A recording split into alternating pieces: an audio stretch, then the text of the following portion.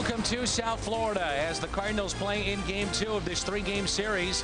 It's the St. Louis Cardinals 31-28, the Florida Marlins 29-31, just 2 games below the 500 mark. Welcome to Cardinals Baseball. That's Al Brabowski. I'm Dan McLaughlin. The Cardinals have dropped 5 straight. Very close to turning that around last night. Seem to have a little bit more life. Hopefully, fingers crossed, that turns over to a win here tonight. You know, Dan, everyone just has to do what they can do. Don't try and do somebody else's job. But you can see the season started out with a very good April. They led the league with a .285 average, and they pitched well. Then you started seeing improved pitching in May, but the offense stopped. They were hitting .230. That has continued in June, but now the pitching has kind of hit a rough spot. We've got to really turn this thing around. And to do that, they're going to have to do it on the road. The next homestand is only 3 games, 16, 17, and 18 against Detroit, then back on the road. So not an easy thing to do to play all those road games before the All-Star break, but that's what the schedule makers gave to the Cardinals, and that's what they're going to have to do. Well, you got to do it, and like I said, you just look at what you can do to improve things. Don't try and do somebody else's job. You can't go out there leading off an inning and try and hit a grand slam. Just do what you're capable and no more. All right, when we come back, we'll talk about the starters here this evening. Adam Wainwright for St. Louis and Chris Volstad. He can be tough. He'll go for the Marlins. A look at those two is next. St. Louis Cardinals and the Florida Marlins from South Florida, Miami to be exact, and we're glad you're with us for baseball tonight. Game number 2 coming up, and the starters, Adam Wainwright, Chris Volstad, in many ways, very similar numbers this year. Yeah, physically, they're both very tall pitchers. 6'7" Wainwright, 6'8" Volstad, and the numbers are almost identical. One of these guys needs to come out and pitch a good game. By Wainwright's own admission, he's been very inconsistent trying to turn things around. He's lost his last 2, and so has Volstad. He's lost his last 2. As Chris has a very good curveball, he's got an improving changeup, but he's got the very good fastball on top of it. So Wainwright 5-4 with an ERA of 3.35 against Volstad 4-5, 3.65. A look at the potential Cardinal All-Stars when we come back, and also those players leading at their respective positions. That's next. St. Louis Cardinals baseball, July 14th. Don't forget the All-Star game in St. Louis. And in-stadium balloting concludes on June 28th. Online balloting ends on July 2nd. And there's a look at your leaders. The Cardinals represented right now by Albert Pujols and Yadier Molina. Well, we want to encourage everyone to vote for your favorite All-Star. Vote for your favorite Cardinal All-Star, and let's get them all on there. STLCardinals.com. Vote up to 25 times. The Cardinals and the Marlins coming up. Baseball is next on Fox Sports Midwest. Cardinals baseball on Fox Sports Midwest is brought to you by Budweiser Select Full Flavor, 99 calories, the exception to the rule. By Steak and Shake, famous for steak burgers. By Auto Tire, for the lowest prices in town. We shop the competitors so you don't have to. And by Chevy, see your Mid-America Chevy dealers or shop and compare at STLChevy.com. Cardinals have lost 5 in a row. They're 12-13 on the road. And overall, still above the 500 mark despite this losing streak. They're 31-28 and 2.5 games out. And Tony La Russa has kept himself very calm during this losing streak. Skip Schumacher, Chris Duncan, Albert Pujols, all in the lineup tonight, along with Colby Rasmus, Ricky Ankiel, and Yadier Molina, Tyler Green, Adam Wainwright, and Brendan Ryan. Again, for the 2nd consecutive night, no Ryan Ludwig. 6'8" Chris Volstad is our Marshall Wireless starter for the Florida Marlins. He's got that 12-6 curveball and also a very good fastball that reaches the mid-90s. And he's improving changeup, so the Cardinals are going to have their hands full with him. He has faced the Cardinals 1 time. That was last year in his rookie season. And he started at Double-A last year before being promoted in July to the big league roster. He was 1-0 against the Cardinals. So not a lot of experience. Matter of fact, our leadoff hitter, Schumacher, has the most at-bats against him, and he's 2 for 3. And Skip now has started at second base in 46 of the 60 Cardinal games this year. And for the most part, we don't talk about his lack of defense. His defense has been just fine as Skip is hitting .289 on the year, and against Florida in his career, a .364 hitter. Turned a nice double play yesterday, started by Tyler Green. And he was telling me, he said, thank goodness for a Gold Glover at first to pick it. That's part of it. It helps out to have that good soft hands of Pujols over at the other end. And an 0-2 pitch to the Cardinal leadoff man. There's the curveball fouled back. Volstad is another one of those guys, Al, that they selected in the first round. Former 16th overall pick, and they just keep on churning out prospects, don't they? Well, he's a local product. He grew up in Palm Beach Gardens. Here's a ground ball sharply hit to first. Cantu takes it himself for the first out.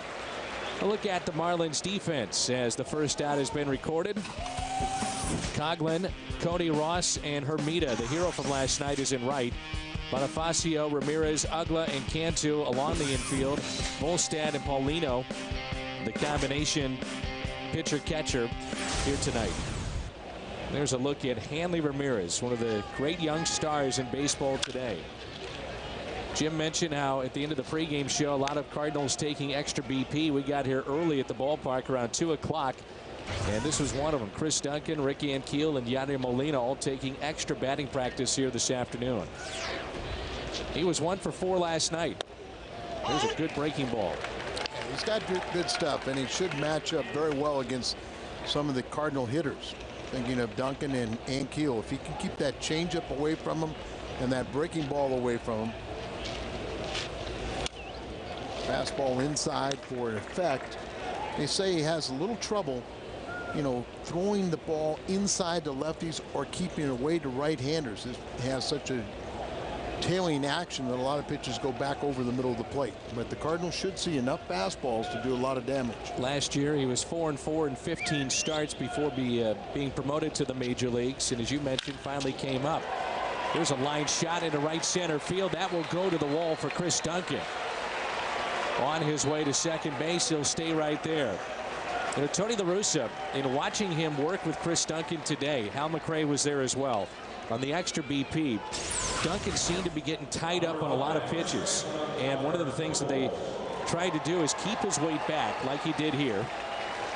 And also front shoulder keep it in. Those are two of the things that they were working on with Duncan. And there was a breaking ball that didn't have quite the location that Volstad wanted.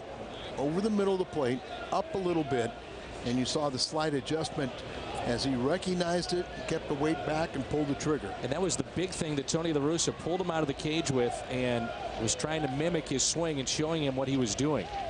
You might remember he's been hitting a lot of balls on the ground, meaning that he was hitting off his front foot.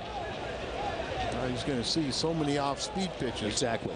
So, you know, he's a little bit out in front, and if you can keep that ball away from him, you know, and then pulling off the pitches, that's where pitchers have had some success. Pujols is 1 for his past 18. Lined one to deep center field last night. It was his 4th consecutive hitless game.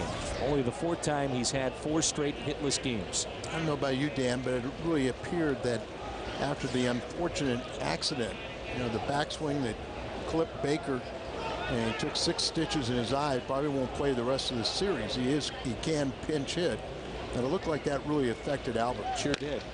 We're not trying to make excuses, but you know, that's the way he is. And you know, he was, you know, it was just a pure accident. He felt bad about it, even to the point where before he got back into to finish that at bat, Tony La Russa came out and talked to him, and I'm sure he's saying, hey, look, it's an accident, put it aside, but his next 2 at-bats weren't very good. Yeah, and I'm sure you picked up on it too. Oquendo did the same thing. The 2-1 pitch lines it down the right field line, but out of play. Another sparse crowd, to say the least, here at Landshark Stadium in South Florida. Had just over 13,000 here last night. 6 of the last 18 home runs. Saw that graphic there with Pujols. And one of the Florida Marlin executives told me that was the best crowd of the series. Wow. Or of their homestand. And this is their longest homestand of the year. You saw in that graphic, watch out for Pujols in his first at bat.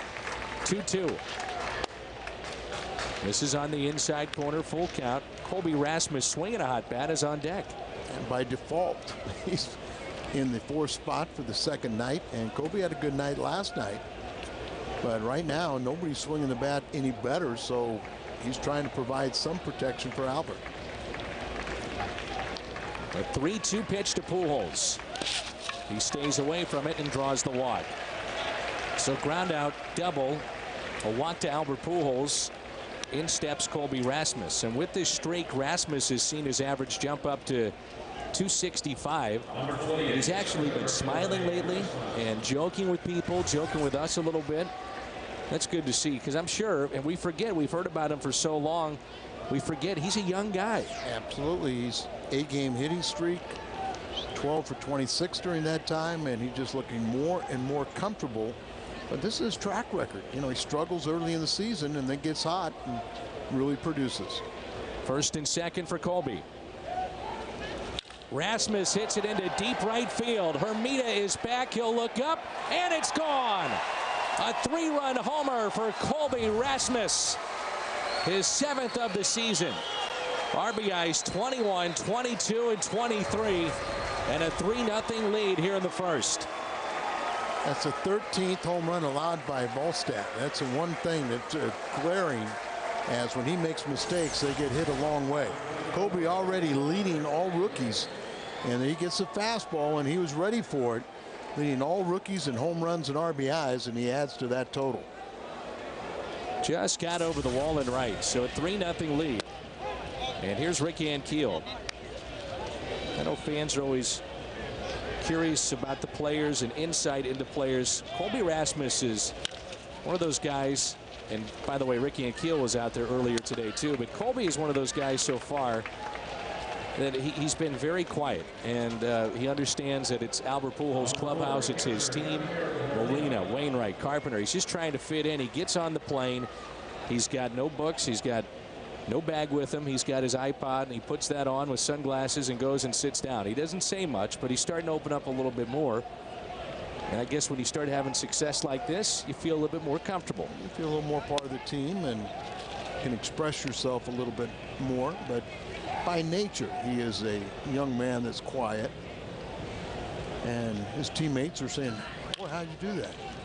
That's a ground ball pulled foul. 3-run home runs are a rarity of late.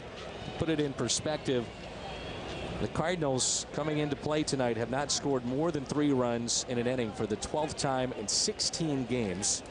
They produce the fewest runs and the fewest base runners in baseball since May 1st. I mean, that's tough. I mean, you don't score like that at all. It puts pressure on the pitching staff too. Since that time, they're averaging 3 runs per game.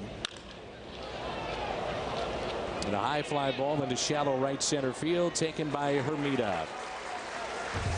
Colby Rasmus with his 7th home run and a 3-run homer here in the first.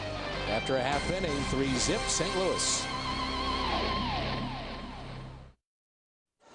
Colby Rasmus, a 3-run homer in the top of the first. 3-0 St. Louis. Adam Wainwright takes to the mound for the Redbirds here in South Florida. And the first pitch by Adam is a strike to Chris Coghlan, the left fielder. Bonifacio and Hanley Ramirez all in the first inning. 0-1 pitch. Tails in there for a strike. Adam Wainwright is tonight's Marshall Wireless starter with a record of 5-4. Just been an up and down season for him. He's lost his last 2 games, but in his mind, he has pitched better in those ball games. His pitch count has gotten high early. There's a curveball, backhanded though by Schumacher. Throws to first, not in time. The ball scoots away from Pujols, but no play for Coghlan to advance. So an 0-2 hanging breaking ball turns into a base hit. And let's meet the Marlins tonight. Their batting order. Coghlan, the left fielder, on base at first, and Bonifacio, a switch hitter. Then Hanley Ramirez, Jorge Cantu, Hermida, Ugla, Ross, Paulino, the former Pirate, and Volstad rounds out that Marlins lineup. So base hit for Coghlan, and it brings in Bonifacio. Adams had a lot of base runners this year. He does lead the staff in strikeouts, but also walks, which is a bit surprising because he had not had an issue with that prior to coming into this season. That ball is outside. Tyler Green, who's learning to play third base, has to cheat in over third, anticipating a bunt. We saw this guy's speed last night be a difference in the game. He's an excellent bunter. He's bunted 6 times and leads the league in bunt base hits. He's kind of a slap and run is what he should be, but they say that he gets underneath balls, and that's not a good way to show your speed. Got off to a great start in his first couple games and then really slumped about 200 until last night. Career high 3 RBIs. 2 balls and no strikes. To turn a double play would have to be a rocket off his bat, either a line drive that Pujols catches, steps on the bag, or a hard hit ball at either Ryan or Schumacher, you would think, to get a double play. He is one of the fastest players we have seen so far this year, no doubt. He has it into 3 double plays, and that's a little surprising, but probably line drive variety. Molina throws behind the runner and safe at first, Coghlan. 2 balls and a strike. 4 times already this season and 30 in his career as Molina picked off a runner at first base. And now LaRue's starting to get into that act. Last homestand he was able to do that. Yeah. The 2-1 pitch. 2-2. Cardinals defense tonight, as always, presented by Auto Tire. Duncan, Rasmus, and Keel in the outfield. Tyler Green, Brendan Ryan, Skip Schumacher, Albert Pujols along the infield. Adam Wainwright, Yadier Molina. The battery tonight, the Auto Tire defense. When you think about this infield, Schumacher, Ryan, and Green. These were not the 3 that you thought of coming into the season, nor did you think about that this time last year. Brendan Ryan, tough play on his way to first, and he makes it. Brendan was telling me before the game that's about the only time you'll see him throw over the top. We talked a little bit about how he slings the ball, and he says, you'd be surprised, but I actually have better accuracy when I kind of sling it sidearm towards first base. And he said, I think I'm starting to get, more of a vote of confidence from Joe Patini and Jose Oquendo, where they have faith in me and how I play the game. That's interesting. And in his mind, he has better command throwing it that way, but you can see his coaches not particularly in favor of it. But he's only made 1 error on the year, and that's another tough play right there that he executes. Ramirez into right field, gets the Marlins on the board. Over to get it, Rick Ankiel. And the Ramirez drives in Coghlan. Florida trails now just 3-1. So 2 base hits, the first 3 hitters that Wainwright has seen, and he's part of our keys to the game. His career against the Marlins, 4 games in his 17 innings, only 17 hits allowed, and the Cardinals 4-0 when he pitches. Hit an inning allowed and a strikeout per inning. He already allowed 2 hits this inning and no strikeouts, so maybe he can get 2 right here. Here's Jorge Cantu, the first baseman. Brendan said that his dad actually, growing up in the Los Angeles area, was kind of upset that he didn't throw more over the top because he does have a good arm. And by slinging it, he said, you're not showing scouts the strength of your arm. His dad was always trying to get it to throw over the top. Noted as a very good defender coming out of high school. A high fly ball into center. Rasmus under it to make the catch. Spacious center field here. 434 into left center, 404 into right center, 330 down the left field line, 345 down the right field line, but there's a spacious gap out there by that Marlins sign. And I know a lot of pitchers today try not to max out, particularly when they're in the starting rotation. But at some point, you wonder where all the velocity has gone from Wainwright. As now he rarely tops out, at 90, 91.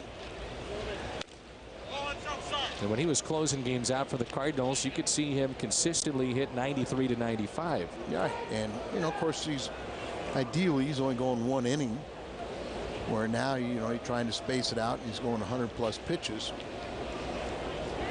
Pitching coach Wiley of the Florida Marlins talked about that with Josh Johnson that young pitchers, in particular, obviously starters, have learned to try to pace themselves instead of maxing out early on. It seems like young pitchers are enamored or fall in love with a strikeout.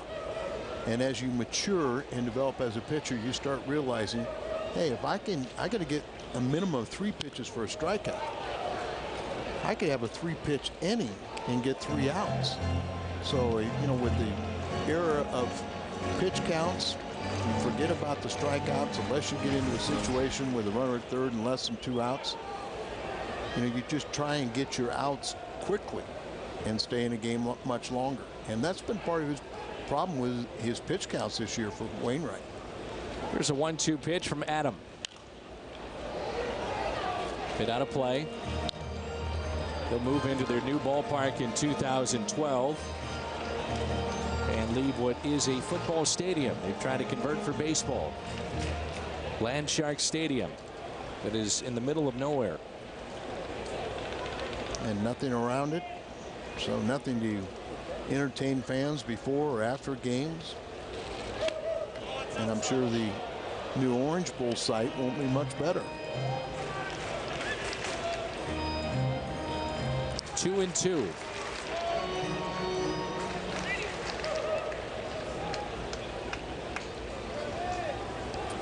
Hermida with the walk-off home run last night. And his first ever home run, a grand slam against the Cardinals as he'll slice one to left in the catch made by Duncan. Green, Wainwright, Ryan coming up. It's 3-1 after an inning.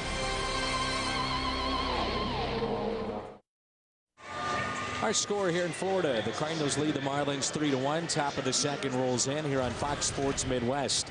But if you're traveling and can't catch the Cardinals TV broadcast, catch all the action on your computer at MLB.tv. Catch over 100 live out-of-market games per week.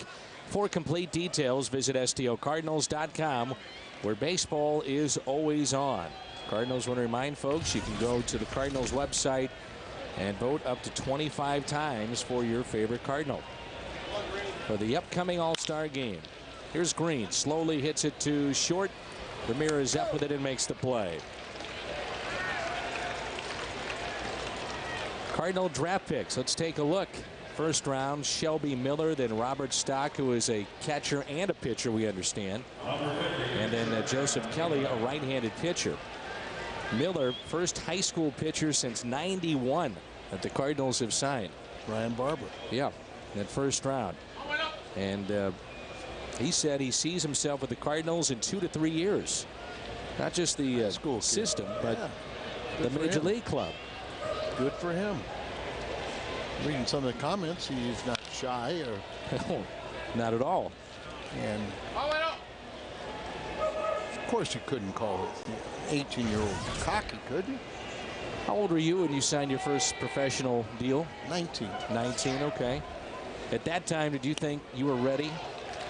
You know, not to go to college, but to be out on your own. I was 2 years of junior college, and so experienced a little bit. Yeah, you know, a little bit of not so much. You know, I was living at home, but had a little more experience of being out on my own. And I did the year before go to Wichita and play semi-pro ball. You do talk to certain people and guys that were signed out of high school, and they say, you know, it was very tough. An adjustment. Living at home, you're 18 years old, and then all of a sudden trying to make it on your own with grown men in the minor leagues. Yeah, and when I joined, and I went straight to the highest A-League team the Cardinals had in Modesto, California. To be honest with you, I saw guys that were maybe even more talented than I. They had been playing 3 or 4 years, but I noticed one difference. They were content being a professional baseball player, and I wanted to be a major league player. Sure. That's hit into deep right field, but it stays in the ballpark off the bat of Adam Wainwright. Brendan Ryan. Well, what did Tony La Russa have to say to Brendan and the rest of his teammates about this losing skid? You know, Tony made a great point of that. You know, it's okay to be angry. It's okay to be frustrated, but don't be dragging. You know, don't hang your head or anything like that. You know, it's okay to show up at the park angry, and that's where we're at. You know, we're angry. We want to take some frustration out on these Marlins. think you like to hear that. Yeah, fight your way out of it. Don't feel sorry for yourself. There's, because the opposition isn't. With all the success that Tony's had over the years, closing in on 2,500 wins and the storied franchise of the St. Louis Cardinals. The other teams aren't going to feel sorry, so you're going to have to battle your way out of it. And it takes an effort from everybody on the ball club. And an 0-2 pitch to the Cardinals shortstop, taken outside. I asked Brendan, I said, from a fan's perspective, what is it like when you have those conversations with Tony La Russa and he's waiting for you in the dugout? This is before the game tonight. And he said, whatever the fans are thinking, it's exactly that and then some. He said, it probably looks like I'm getting ready to get a big-time heart-to-heart, maybe get yelled at. He said, that's what's happening. But I understand why he's doing it, and it is for the good of the team and myself. Absolutely. And I've always subscribed to the theory when a manager or coach stops talking to you, that's when they've given up on you. Well, and that's what he said. He said, it just shows to me that, Tony does care. He believes in me. He thinks I've got some talent to be here. If not, I wouldn't. And he keeps on putting him in the lineup. And I keep on playing. That's right. So it's just part of the learning process. A lot more teaching goes on at the major league level. And maybe you should explain that a little bit, Al, because we hear you say that a lot. But this day and age, these guys, with the kind of money they're making, they're kind of rushed through the system. Rush through the system. Everyone trying to get a return on the money, but you just don't have the depth in the organization that you once did. And so guys get to the big leagues before they're finished products. That's a base hit for Brendan Ryan. Brendan, in our last road trip to San Francisco, had his brother and friends in attendance. He said it was one of the dreams of his professional career so far to have his family and friends there. And he picks up a base hit. Keeps on hitting the way he is in June. He's going to have that for many years, as he is now 11 for 31 in the month of June. He's really played well defensively too. Very much so. It's a work in progress, but he is not embarrassing himself or the organization. As he was almost embarrassed himself. But until you're out, you're safe.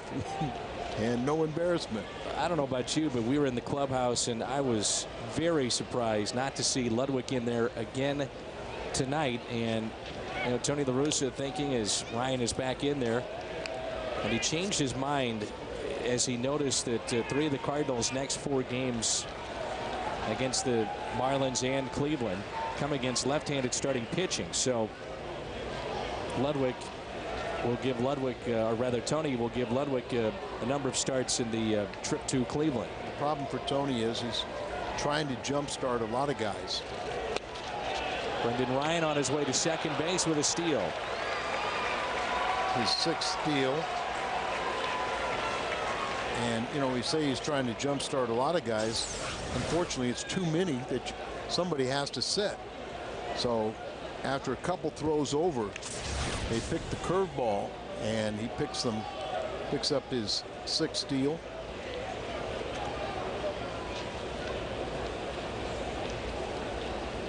One-0 pitch now to Schumacher. Took something off it. That looked to be the changeup that he's trying to improve upon. Yeah, and if you keep that ball down, and then you got to hit her a little bit out in front on it, you just run out of bat as they pull off the pitch. 2 outs, runner at second, 1 ball, 1 strike on Skip Schumacher.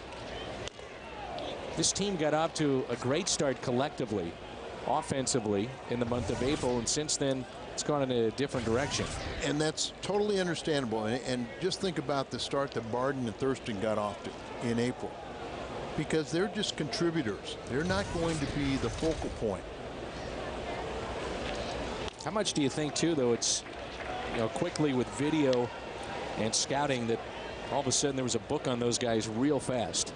Well, it's a book on them because where they've been in the minor leagues for so many years. They're just kind of that that 25th, 24th, 25th man on the roster. They can contribute. That's a base hit into the left field corner. Brendan Ryan will score. Schumacher on his way to second base, in there safely with a double.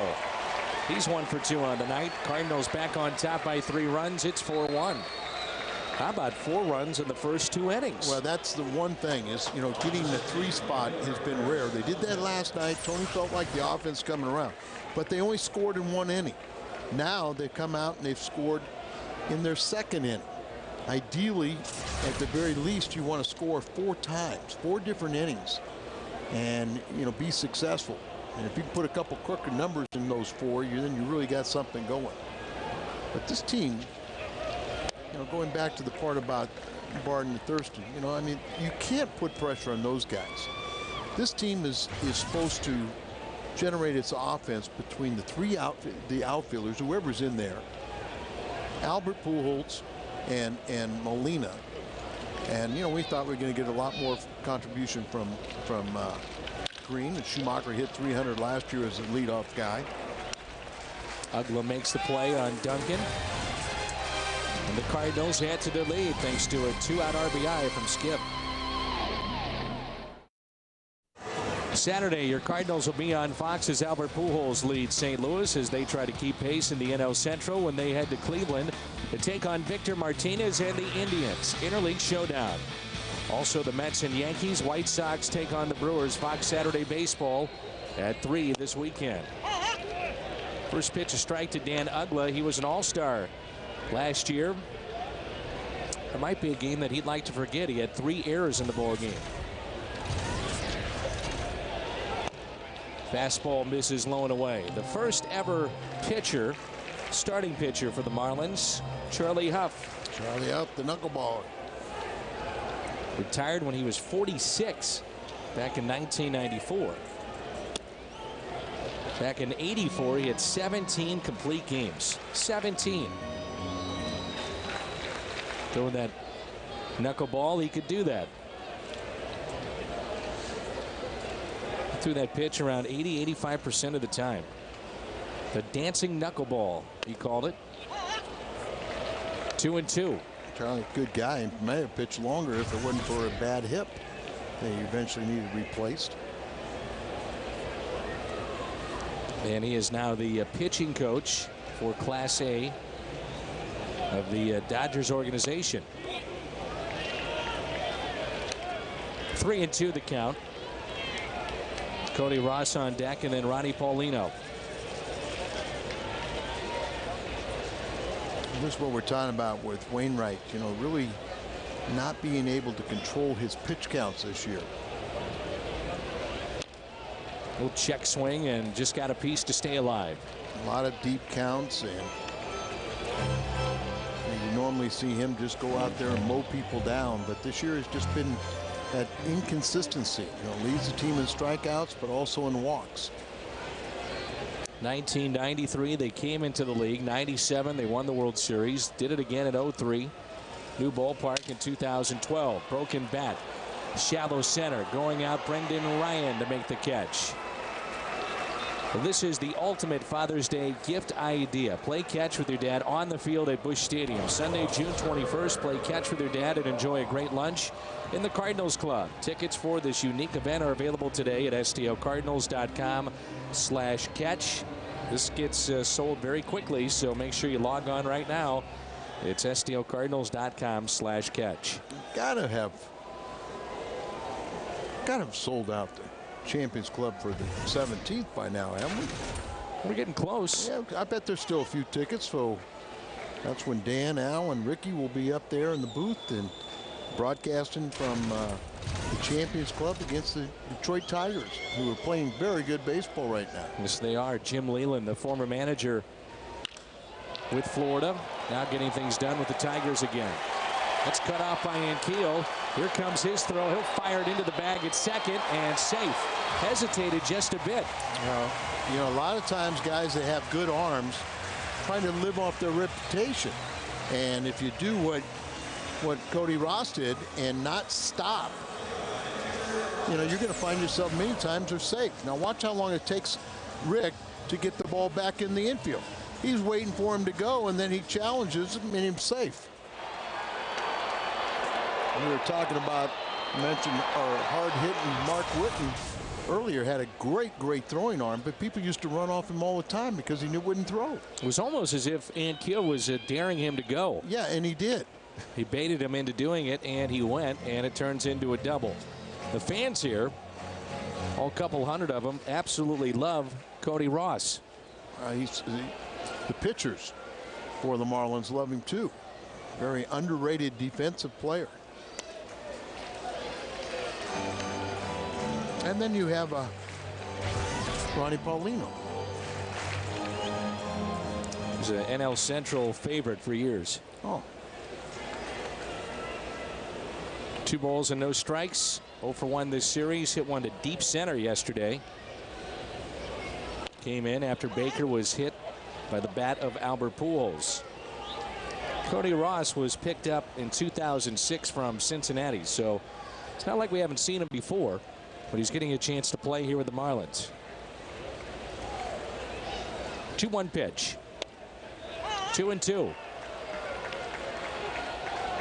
You would figure with this combination of Carpenter and Wainwright, Cardinals should be in the race this year. They've got to hit better, that's obvious, but these 2 guys at the top of the rotation should be able to keep it close.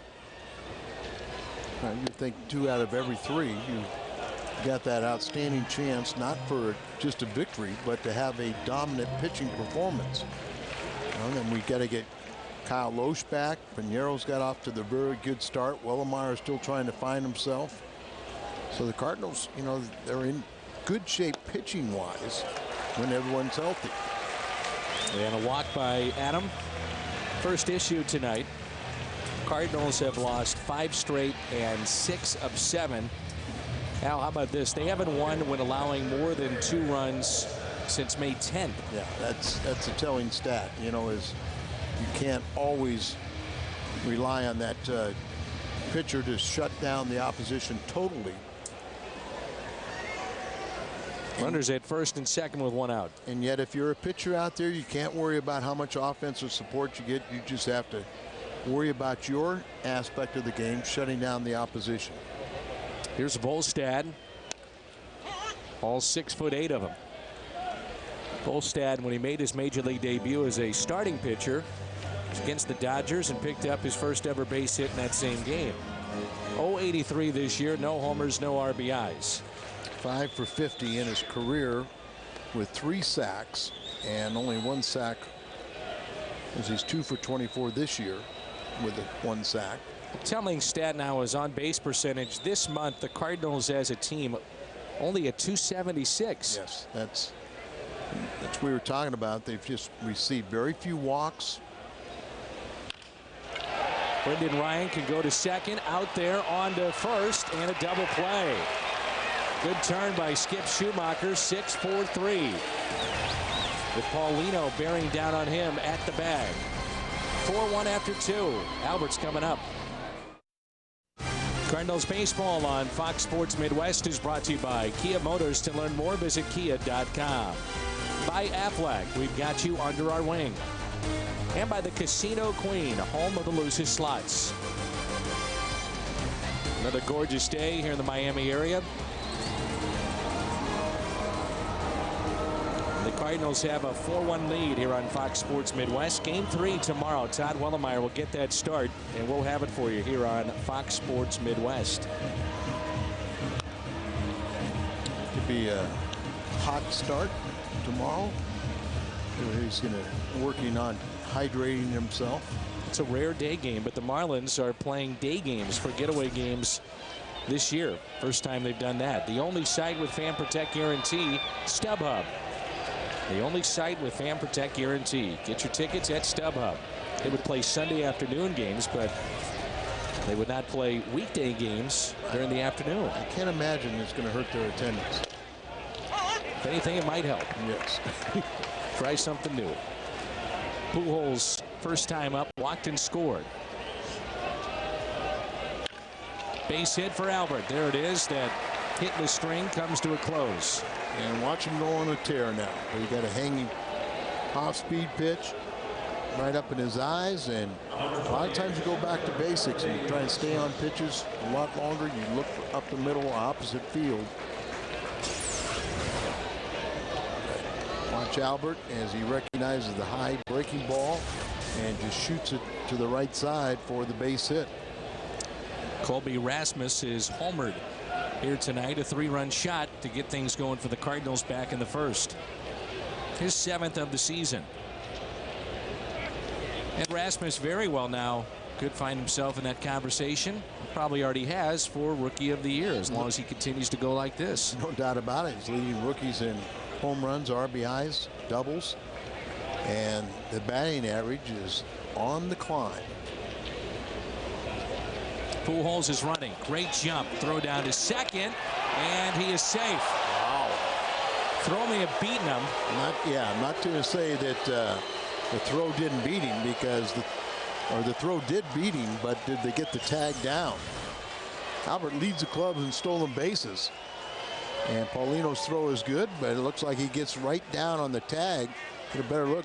Ramirez surprised, and I think it is correct call, as his foot got to the bag ahead of the tag, and that is his 8th steal, where Brendan Ryan has, what, 6? So Pujols leads in everything. When doesn't he? Those umpires with a superstar, they'll take a little closer look when the ball beats him to the bag to make sure he truly is safe or out. You've seen that. Yeah, you just don't just kind of mail it in. Rasmus is swinging a miss. 2 balls and 1 strike. Colby and moving to center field, playing there every day. Very smooth in the outfield. And Dave McKay even has talked about how when you watch Colby play, there's a glide to him. Very smooth. Similar to that of Edmonds, where at times you would think he wasn't going full speed, but that's how it's perceived because of how he plays the game. He's that smooth. Breaks his bat and grounds it to short. And out just by a step as he got down the line quickly. Jimmy had that, though. Jimmy played so shallow, made those great catches, but you'd watch him go back on balls that for most guys were not routine, and he was very, very smooth. Well, watch Colby right here. Right at the end, he'll jump for the bag, and that's a good way to roll your ankle or end up hurting yourself. You want to run through the bag, but when you jump like that and you're just a little bit off, you can get hurt very severely. And Keel grounded to second his first time up. Lazy fly ball out to shallow left. Ramirez is there and makes the catch. Coughlin is a normal second baseman trying to learn left field and also learn leadoff spot offensively. And so there's a near collision there with the shortstop in the franchise, Hanley Ramirez. Right. Is probably very little communication. You see Ramirez is calling for it, and as you say, the converted second baseman out there very unsure of himself. Vacate the area, let the superstar have it. Now Molina. Unfortunately for Rasmus, he wasn't able to pull the ball and advance Pujols over to third base. Quickly now, 2 outs following his base hit. Molina has seen his average dip to 258. Fly to right his first time up.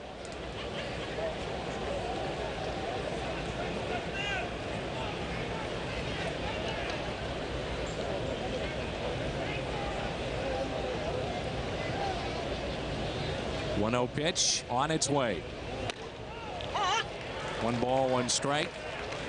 We were talking to Tony La Russa about the All-Star game, and he's not a fan of it being decided for home field advantage in the World Series. Molina leading all catchers, NL vote.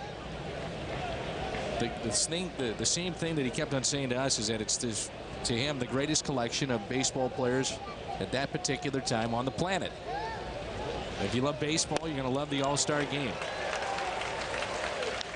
When you played, it truly was pride in the league.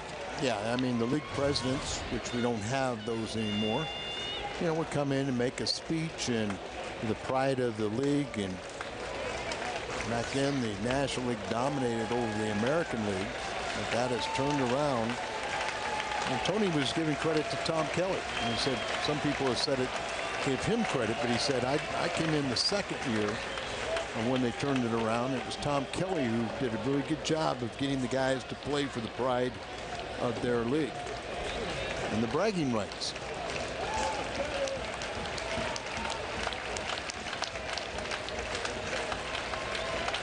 1-2 the count on Molina.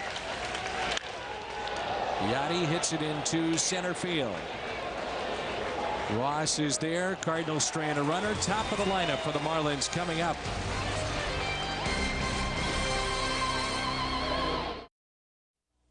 It's time to bring you up to speed with the AT&T Rapid Rewind.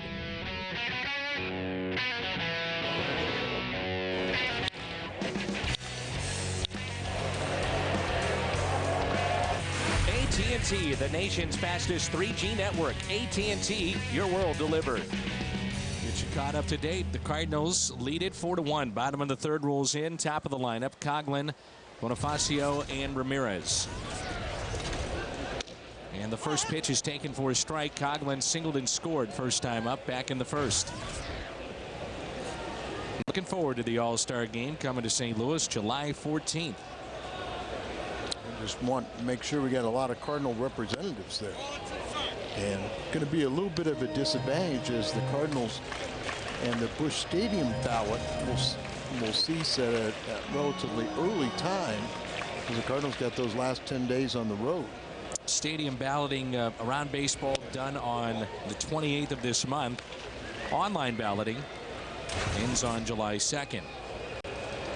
But you can go online and vote up to 25 times. You know, other cities are stuffing the ballot box. Let's stuff it for the Cardinal players.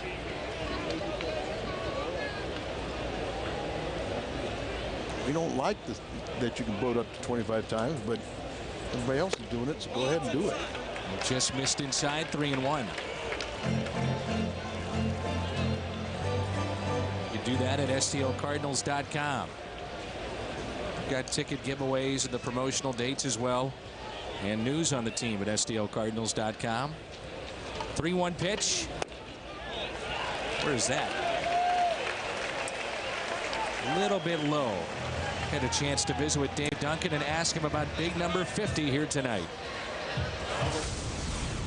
Well, he's a competitive pitcher every time he goes out there, and is he as good as he's capable of being? I don't think so yet, but he's putting all the parts together, and hopefully he'll get on a roll. He's in the unenviable position tonight of trying to stop this slide that we're on, and I know he'll be ready.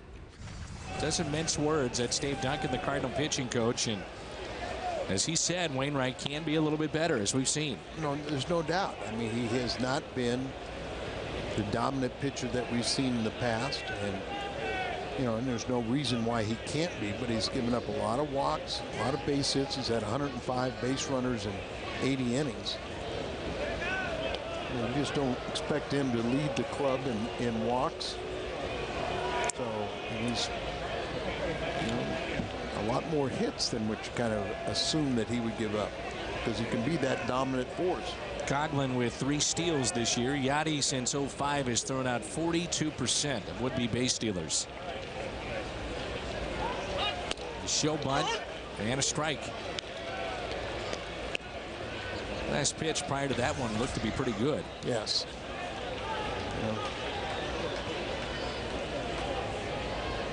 Pitches are around the plate, not missing by much.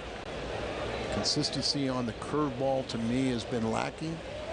When he's got just an absolute devastating curveball when it's on. Here's a ground ball, slowly hit. Schumacher gets the lead man. Brings in Ramirez with a runner at first. Skip is getting more comfortable, isn't he, at second base? I was just thinking the exact same thing. One of the marks that you judge a guy is, will he take the chance of getting a lead runner in a situation like that? You've got the easy out in front of you. You got to get an out. But the good ones will always get the lead guy.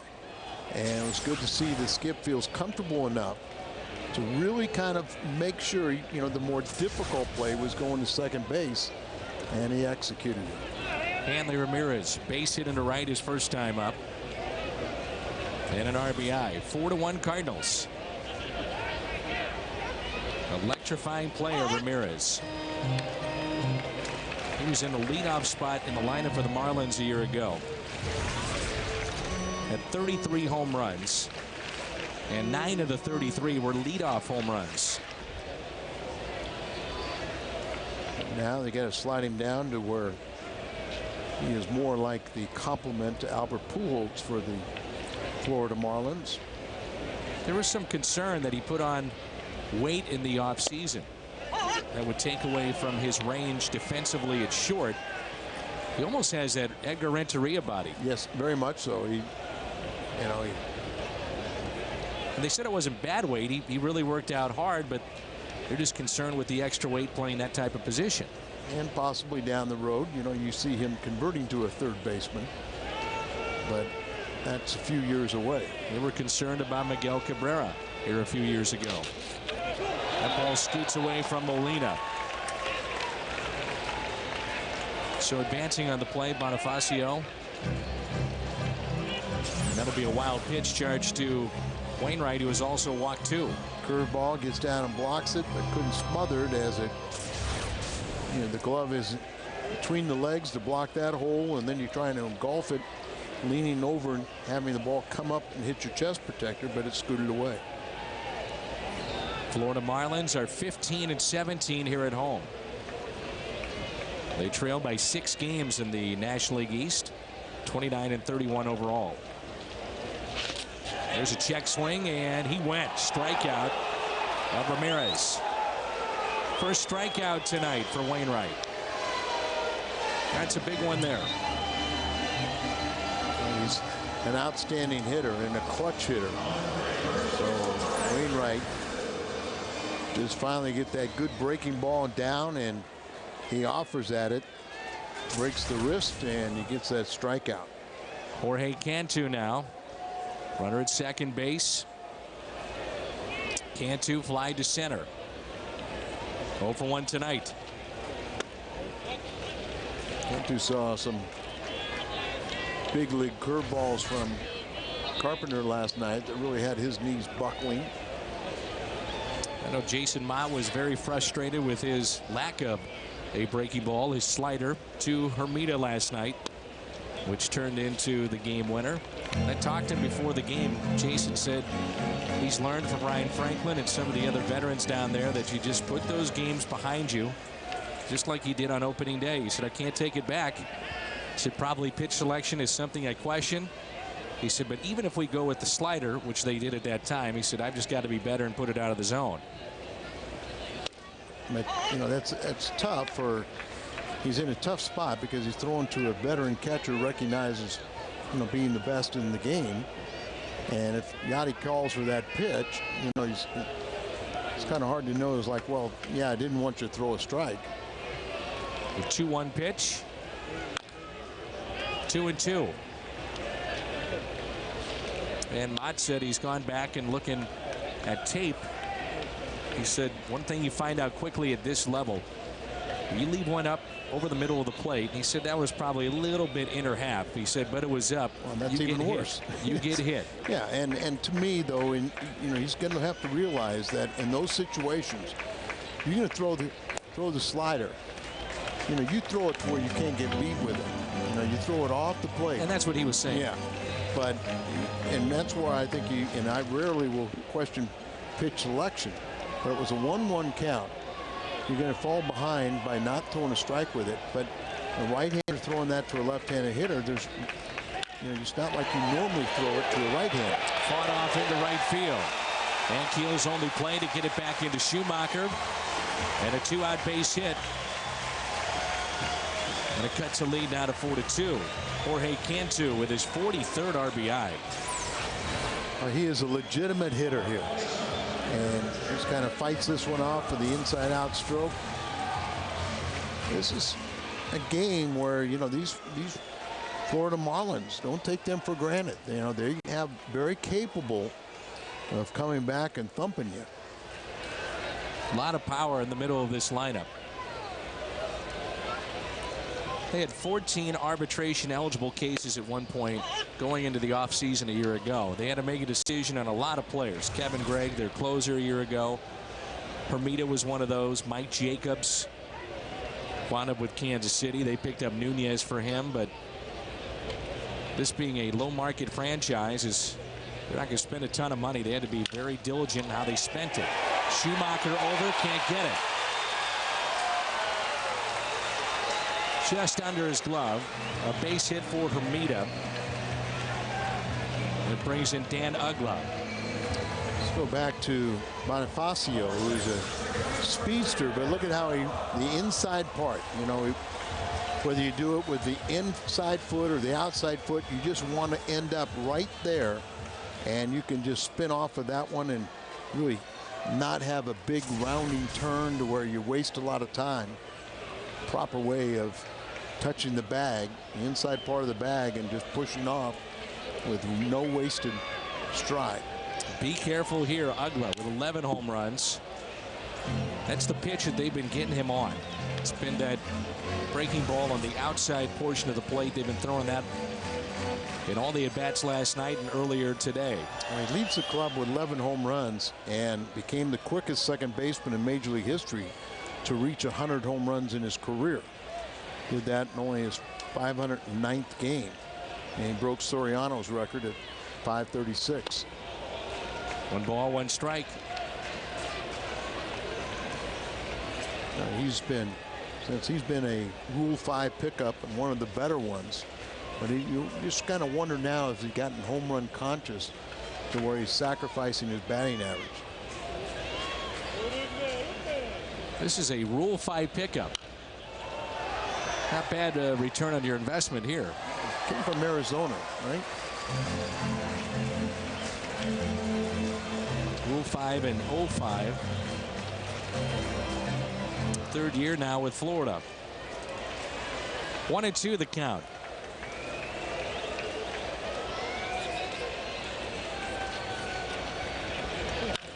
Reaches for it.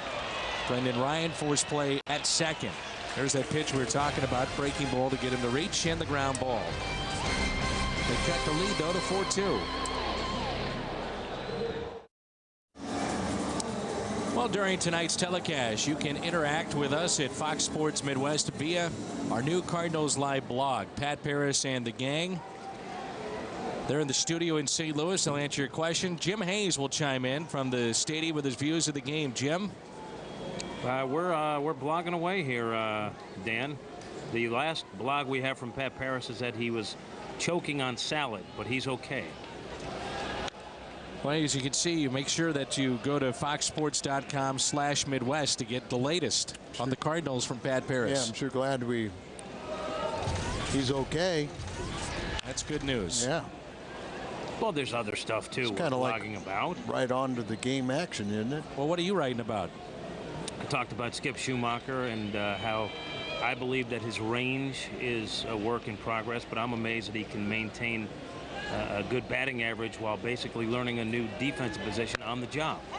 How about ask Brian Bartow about Thurston's baby? I can tell you right now, he had a little girl. We're still waiting a word what her name is. Brian, we're live on Fox Sports Midwest. We don't know Joe Thurston's the name of his baby girl, right? No, we sure don't, Jim. But news from California is that they did have their first child, a girl, and I'm sure they're thrilled. We're all thrilled, and we're waiting for the name. All right. Thank you, Jim. Thank you, Brian. Tyler Green reaches second base as Bonifacio tried to backhand that play. And Emilio is a second baseman by trade trying to learn third base, and he's really struggled at it. He's already committed 11 errors. Doesn't really get a glove on this one, just misses it. And Tyler Green, after seeing from Dave McKay that, hey, he was running down the line, but Dave McKay got his attention and ends up out at second base. So Wainwright showing bunt, but that means nothing. As we've seen with Tony La Russa, he might swing away. He has scored a double. Wainwright gets the bunt down. Paulino only plays to go to first, and Green advances over to third. Here's Brendan Ryan. So sacrifice 2-3 on the play. Watch how he just sits there very casually. Doesn't stab at it. You reached up there, you hold, you get your knees flexed so you can adjust to the height. But just let the ball come to the bat. Almost envisioning like you have a glove at the end of that bat and how you just catch the ball. But except no leather, you just a bat, and then when contact is made, you have your soft hands to just let it deaden, and it was done perfectly. If there has been a spot for Brendan Ryan to really improve upon, and it's not because of being in a power position, but he's in the leadoff. Yeah, RBIs. He's in the leadoff spot or batting ninth. Hasn't had a lot of chances, but Brendan only 5 on the year. That's it.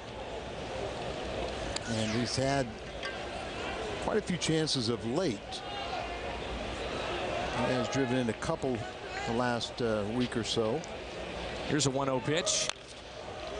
2 balls, or rather 2 strikes now.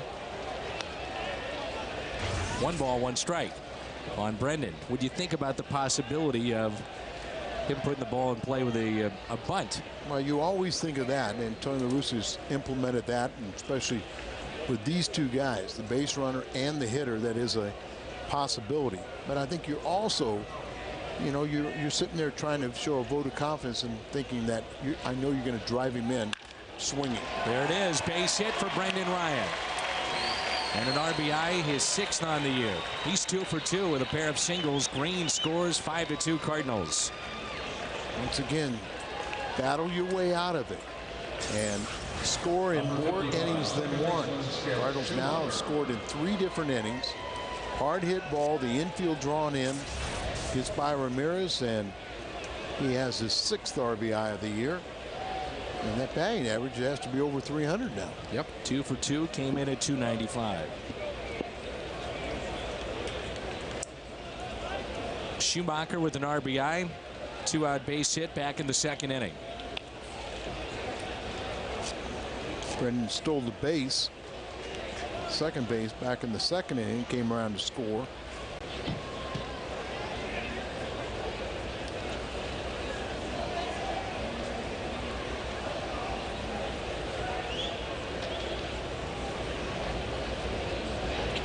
There he goes. Throw down to 2nd. They've got him this time. Slides into the tag of Ramirez. And Paulino gets his 1st of the night. The Cardinals have stolen 2 against him this evening. Well, he stole the pitch earlier after several throws over in the 2nd inning. He got a curveball. This time he gets a fastball, and Paulino is ready for him and guns a strike down there.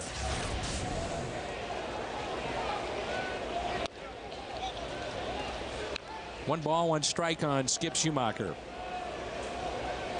1 for 2 tonight.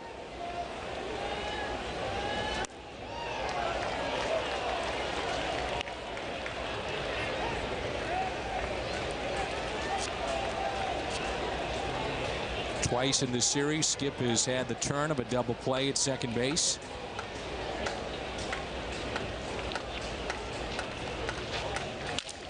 Fights it off. Ramirez, couple of steps to his left, makes the play. RBI by Brendan Ryan, his 6th of the year. 5-2 midway through 4.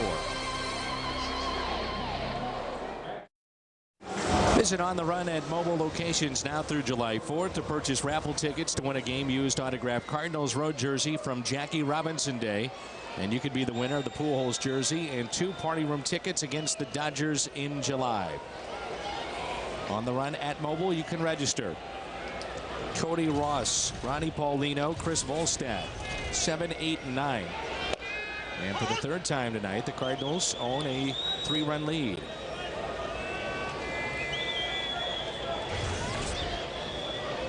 Cardinals picked up 3 in the 1st, 1 in the 2nd, and 1 here in the top of the 4th. No balls and 2 strikes. Ross, first time up, double as he tested Ricky and Keel in right center.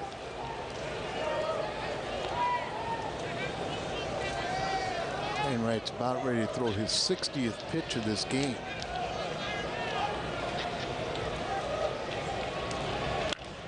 Another breaking ball that's lifted into center. Carrying back, and the catch made by Rasmus. Carried pretty well, didn't it? Yes.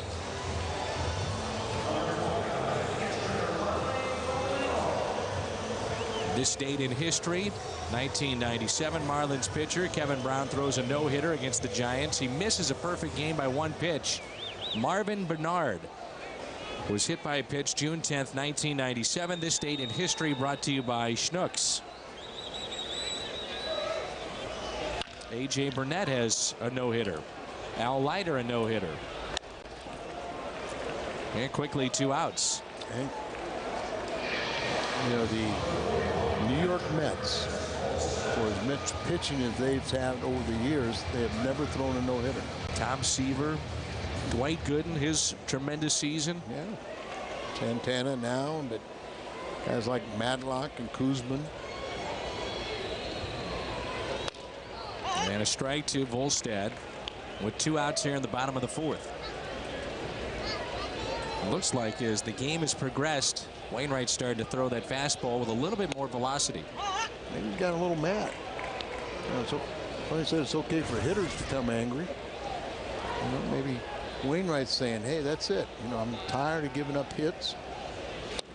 And a strikeout. He gets his 2nd of the night. Duncan, Pujols, Rasmus, 2, 3, and 4 coming up in a 5-2 game.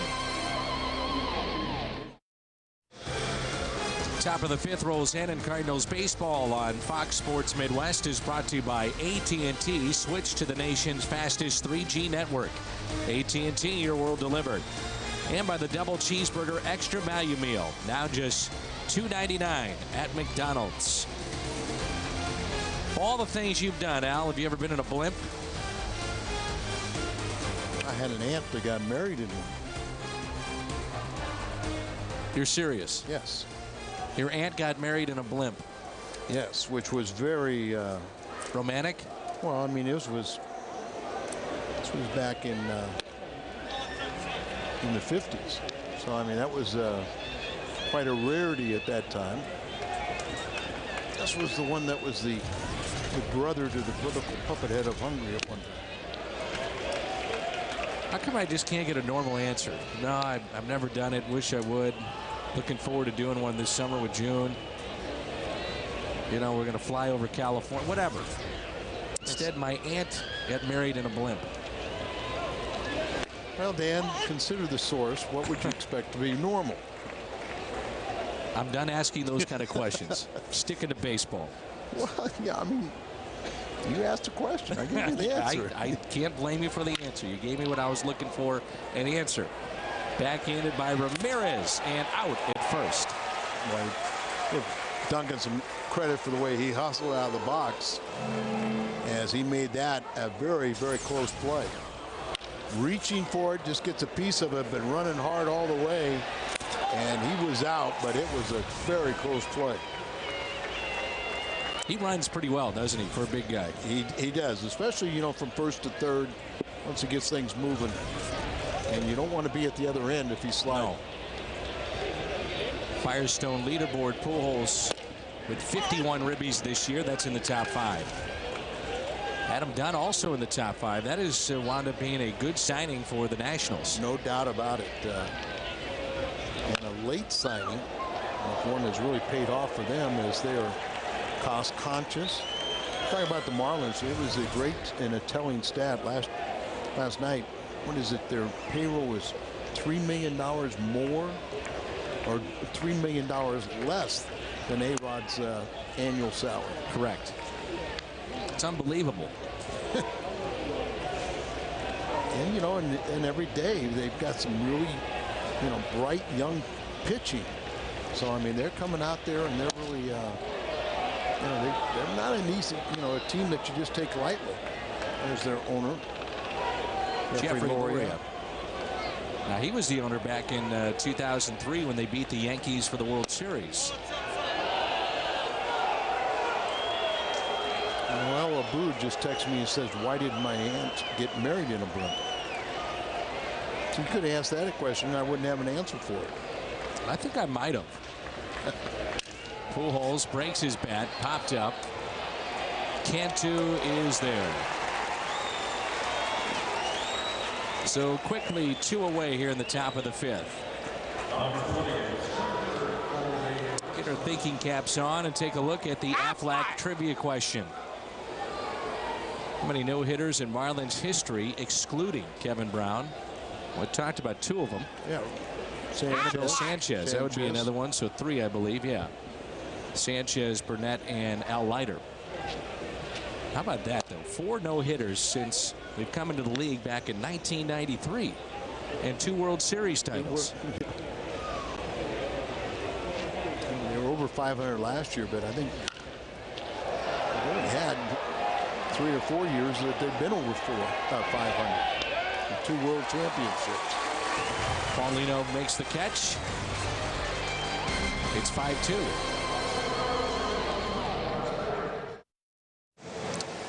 Well, go to exploreSt.Louis.com/baseballheaven and register for a chance to win a weekend getaway. The getaway includes 2 nights hotel accommodations, tickets to a game, passes to area attractions, and restaurant gift certificates. St. Louis is all within reach. Bottom of 5 rolls in. And Chris Coghlan is the hitter, the leadoff man. Coghlan, Bonifacio, and Ramirez. Adam had his first 1-2-3 inning last inning. See if he can build off of that.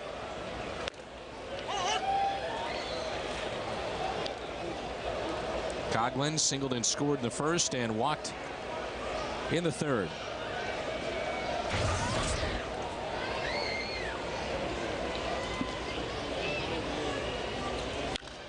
And this is popped up. Pujols, foul territory with a play. 1 away. Raul Ibanez is upset over what somebody wrote in an article concerning that maybe he's using performance-enhancing drugs, and he wants to take legal action against that person.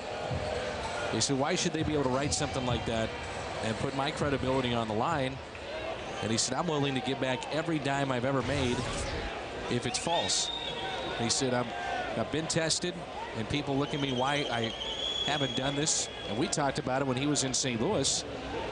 The fact was, he didn't become an everyday player until his late 20s. Then he was playing in Seattle, big ballpark. Not a lot of people give them a huge amount of attention.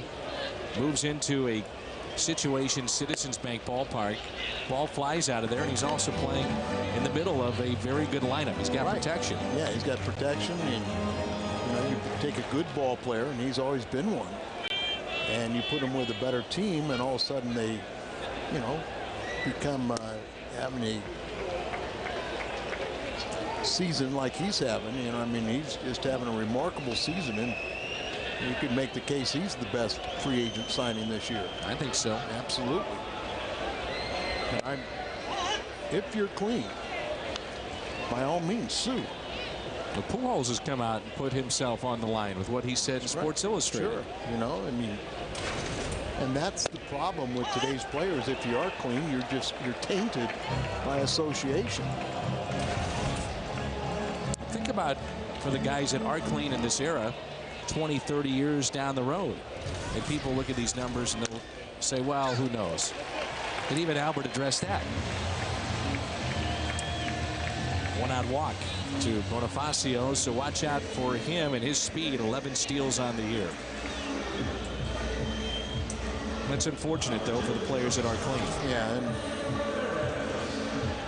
you ask your body, you demand your body to exceed sometimes its tolerance, and you're going to have physical breakdowns. But I guess the ultimate test is going to be what happens, some of the freak medical problems that some of these guys are going to have. 1 out and a runner to first base and a check on Bonifacio. Hopefully we don't have the Lyle Alzado type health problems, but in many ways we think it probably will.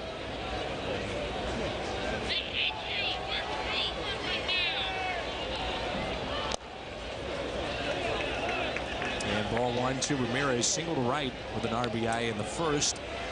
Struck out swinging in the third. Jim Hayes had an outstanding interview with Blake Hawksworth on our pregame show tonight. And he talked about one of the things that he mentioned in the interview on the pregame show is the fact that his arm has felt great since he moved to the bullpen. His arm actually feels better in the bullpen right now than it did as a starter in the minor leagues. A lot of guys will tell you that, and may be resistant to that, but once they do it and they pitch on a frequent basis, their arm becomes stronger and they get, gain more arm strength. Wainwright having trouble, and we've talked about it's just been part of this all season long, where does he lose his release point or just doesn't have the command on his breaking ball and fastball. Ground ball. Wainwright's got it. Throws to second, out there, on to first. Safe. Well, they almost got him. Well, Adam is such an exceptional athlete. Similar play last night that Carpenter could not execute, and it cost him a run. But go by a pitch for a pitch. It starts out with a fastball, is down in the zone, then he gets one up, and then he comes right back, and this one he spears. Had to make sure it was in his glove. Now look how quick that Schumacher, staying flat-footed, using that arm string, tries to get the throw over to first. How about Ramirez? He wasn't running hard at the end of that, and Wainwright's reaction, he thought they had him at first base for the double play. And swing and a miss by Jorge Cantu. Well, let's stay with him as Wainwright gets the ball back at it in the glove, makes the throw, and then he just thinks it's got it all the way. I wonder if Albert was really stretching out on that play either. It looked like he took it kind of for granted. And I was wondering if he was doing that to deke the runner coming down the line. Being very nonchalant, as if they didn't have a close play at first, where indeed it was very close. No balls, 2 strikes on Jorge Cantu, the cleanup man, who has an RBI base hit. A 2-out base hit back in the 3rd. That scored Bonifacio. 0-2 on Cantu. Let's see if Wainwright can't pick up his 3rd strikeout.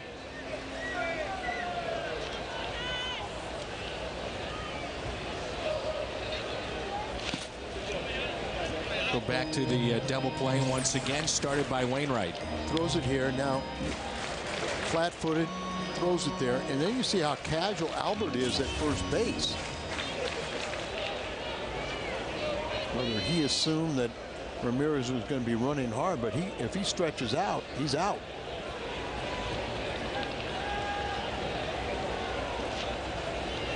Two pitch. Yeah, I do.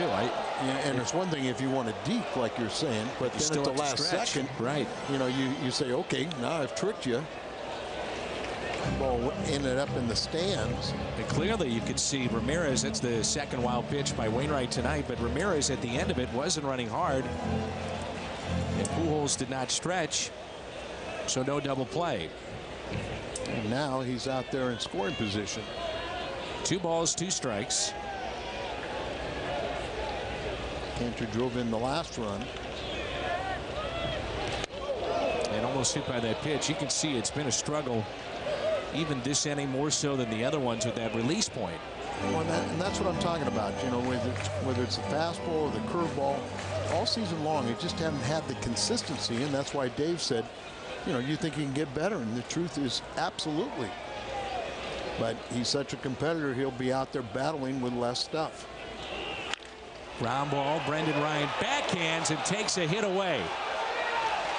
And Pujols, the ball gets away from him, but an outstanding play by Brendan Ryan. By the way, I was watching him right before that first pitch, Al. He started again, Ryan did, on the outfield grass. He's been doing that a lot because of his very good range out there at shortstop. Right. You see he's barely there in the outfield grass, so he has a little more range, and he saves a run here. Can't complete the play, but not for a lack of effort. And with 2 outs, you got runners at the corners. And at home plate, Hermida represents the tying run. But, Wainwright thankful that it's not, it's still a 5-2 lead, not 5-3. So he saves the run there. It's a base hit for Cantu. And that pitch taken low by Hermida. It just seems like with every start, Wainwright's just trying to gut his way through it to get 6, maybe 7 innings. Yeah, and he's at 83 pitches now. Line drive and a base hit. Ramirez scores, and it's 5-3. The Marlins again with a 2-out base hit.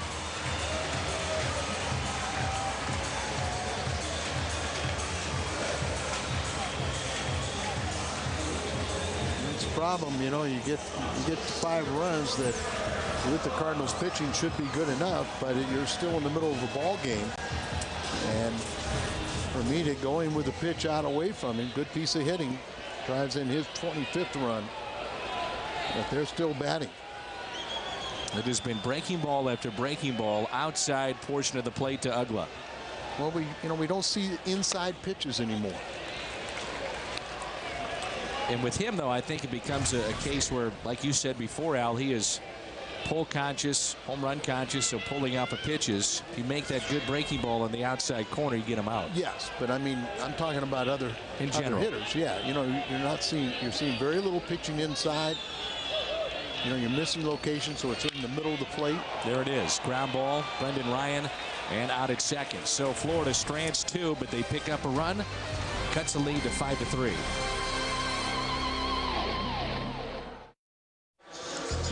Let's take a look at our Bud Light What's on Tap. The difference is drinkability. Early ball game for us. On the air with the pregame show at 10:30 tomorrow morning. The Cardinals and the Marlins on Fox Sports Midwest. Todd Wellemeyer will get the start for St. Louis. With Wellemeyer, it's been up and down with him as well. Well, he's had his most problems at pitching at home. So hopefully we'll get a good game out of him under probably warm conditions tomorrow.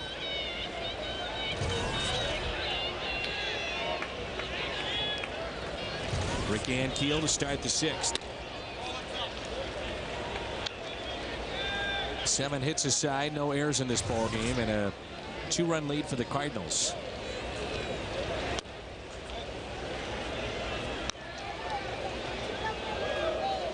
Ankiel tonight grounded out to second, also flied out to left. 2-0 pitch, and he hits it a ton into center field. Ross is back to the track, to the wall, and it is off the wall. Ankiel to second base, on his way to third with a leadoff triple. And the ball should have been caught. Cody Ross, I'm sure he'd be the first one to tell you that he's disappointed in letting his pitcher down and not hauling that one in. It's a long way back there. It's a, you know, you do have that odd configuration where it goes to 434, but you see the ball out away from him, drives it all the way up there. He gets up there and has it in his glove and just can't hold on to it. I don't know if he ever got it in his glove. I think you're right. Looking at it again, I think he missed it. It's in that seam between the padded walls. I think it hit off the back of the wall. Back of the wall didn't back of his glove. Maybe. Let's see if the Cardinals would want to do something here with Molina. Squeeze play. Either way, I think, you know, it's safe to say that Ross will be the first one to tell you that he should have come up with that. And he's come up with, and we have seen it on nightly highlight shows, he's come up with some great plays defensively in center for the Marlins this year. Yeah, and that's another reason why, you know, and the pitching staff here were just remarks about how much they appreciate his play and how many runs he has saved them. Infield drawn in. And that's strike 2 on Molina. One thing about Yachty in this spot, Al, is that he will put the ball in play more times than not. You feel pretty comfortable with him in this spot. Yeah, you really feel that he will not strike out. And Tony has great faith in his ability to drive in runs. Only 18 RBIs, but this is a golden opportunity here for him to give the Cardinals, you know, another insurance run. 0-2 pitch. 1-2. Tyler Green on deck. With Volstad, you're saying, all right, I got 2 strikes on Molina. I've got a guy that hasn't really done any damage to me on deck. He had that double, but you know, it could have been easily a ground ball out. And then you have the pitcher spot. Throws the bat at it and just got a piece. It's part of protecting. You know, when you don't strike out much, at times you'll get a pitch that maybe you can't even handle, but you just get a little piece of it to stay up there. Down and away, too close to take with 2 strikes, so you protect the plate and you get up there for hopefully a pitcher's mistake. See him do that a lot. Just throw the bat at it and try to stay alive. 1-2 the count. 2-2.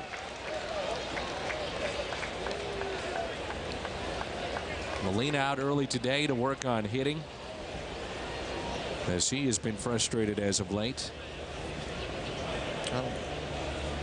Last night, Ludwig even hit after the game. Right.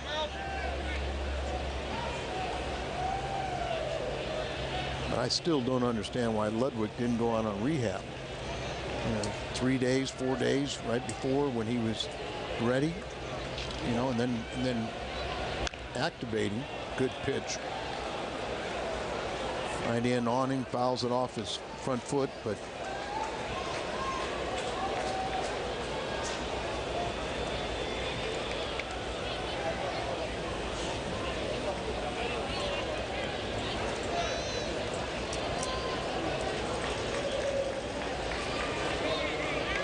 Molina struck out just 15 times this year. 15, he's walked 20. Is that right? Yep. And Yachty hits it a ton out to deep left field, and it's gone over the wall. No, it's going to hit the wall, and Molina will stop at first, so it's a long single, and Keel will score. It looked like it may have gotten off the wall, or over the wall, but it hits off the very top, it looked like. Well, there's no doubt he hit it well enough. But let's go back to the triple by Ankiel, as Cody Ross, an outstanding defender, goes back, and somehow the ball got behind him. And then there's no doubt after he fouled off a couple tough pitches, he gets a ball that he can drive, and you can see it goes off the American, like the white there. That's why it kind of disappeared. We couldn't tell. It's got to go over the scoreboard for it to be a home run. And here is Green. Yeah, I figured that out now. Well, remember, Dan, we were involved in the first ever, before it was legal, replay of a home run call. Frank Pulley. Memorial Day back in 1999, I believe. And Frank Pulley on a ball up against more out in left center. Went out and went into the Marlins dugout and reviewed whether the ball got over the scoreboard out in left center or not. Cliff Floyd was the outfielder. Before it was legal. He got the play right. Give him credit. Now they do that in Major League Baseball. But he was reprimanded. Yes, he was. By Major League Baseball for that. They were not happy one bit that he went to that replay, and it was off a screen or off one of the cameras where they can get a feed from the television trucks. He went over to review it and reversed the call. It didn't take much time to reverse it either. And he got it right. The play right. And now it's okay. Major League Baseball endorses that, but not at that time. I think they've had 3 overturned home runs this year. It's either 3 or 4. We've seen one of them. Had 2 the one night. Night we had one. I think they had one in Milwaukee. And the Pittsburgh one with LaRoche. Yeah. So the Cardinals have added to the lead at 6-3. 1 ball and 2 strikes on Green.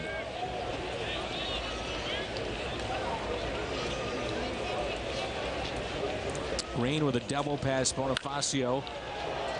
His second time up, and a lazy fly into center. And the catch made. Well, don't forget, baseball's biggest stars go head-to-head one spectacular night, as Fox brings you every thrilling moment of the 2009 Major League Baseball All-Star Game. Joe Buck, Tim McCarver will have the call. Coverage begins Tuesday, July 14th. Live from St. Louis at 7, only on Fox. So for Molina, it turns into a long single, and Keel scores. Tyler Green is the first out. And here you have Adam Wainwright.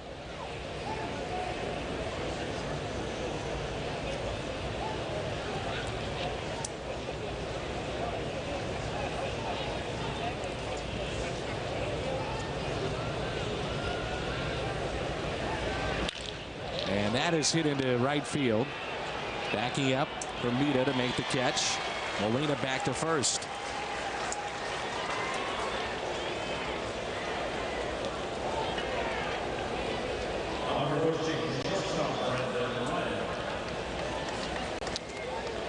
6 a serious number. The Cardinals score 6 like tonight. You get a 20-ounce coffee, found a frozen drink for just a quarter the next day at On the Run at Mobile. Win or lose, Cardinals score 6. You score 25-cent drinks at On the Run. And it's been a while since they've scored 6 runs. And like I said earlier, they've done it in 4 innings. Something that, you really like to score in multiple innings. And usually 4 is the minimum. You do that, you're usually talking about a victory. Brendan Ryan tonight 2 for 2. Average up to 308 RBI, runs scored, and Brendan also with a stolen base back in the 2nd inning. His 6th on the year.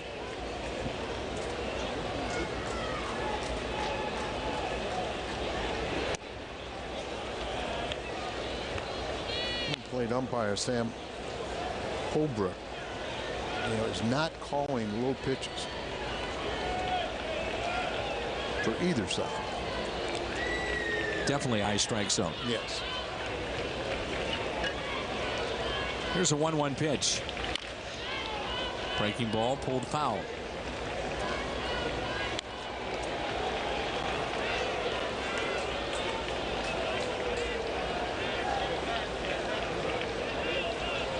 Inning started with that play that very well could have been made and probably should have in center field.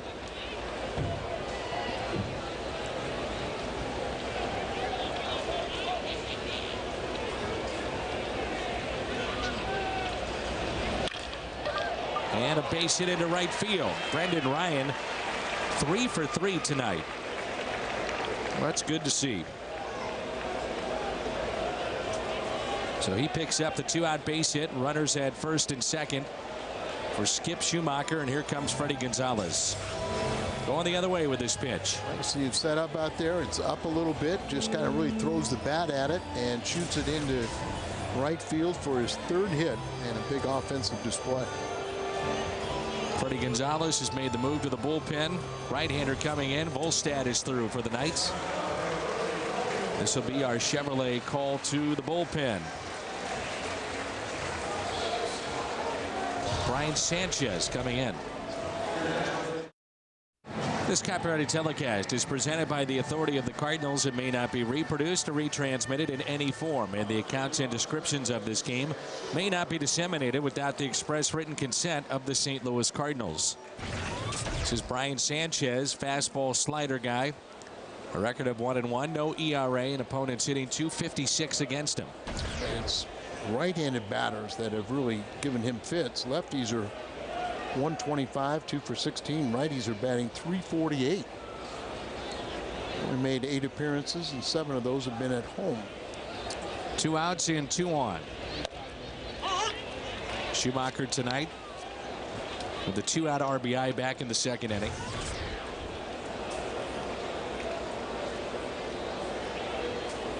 Cardinals with 3 base hits here in the top of the 6th. They've knocked out Volstad.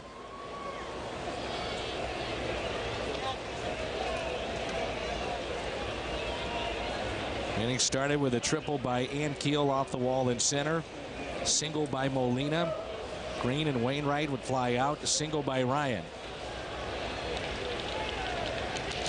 In the dirt. Runners move up to 2nd and 3rd.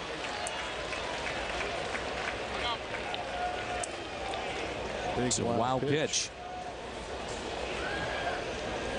Base hit here could drive in 2 as this ball bounces. Look like Polino set up outside, and then it bounces and on the inner part of the plate.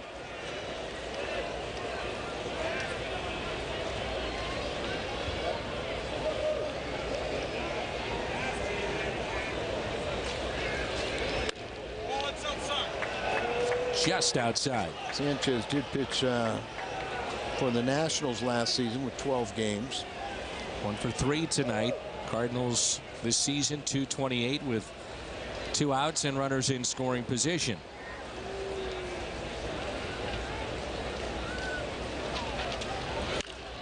Two and 2. Seems like they have been much better than that with runners in scoring position and less than 2 outs. Might have had a pitch that he could drive and just fouled it off. right there in the middle, and see his head's on it a little bit, but didn't center the ball.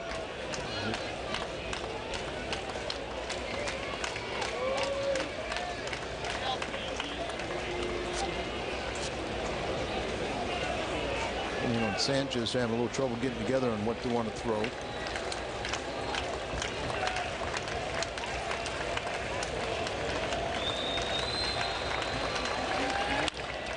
And a ground ball to second. Cardinals strand 2, but add to the lead with another run here in the 6th. It started with a triple by Ankiel in center. The single off the wall from Yadier Molina. 6-3 midway through 6.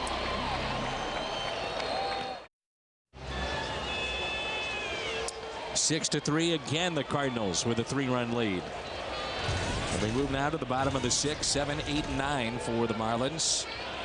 Cody Ross takes a ball upstairs. The question now for Tony La Russa is how much longer can you stick with Adam Wainwright? He's approaching 90 pitches.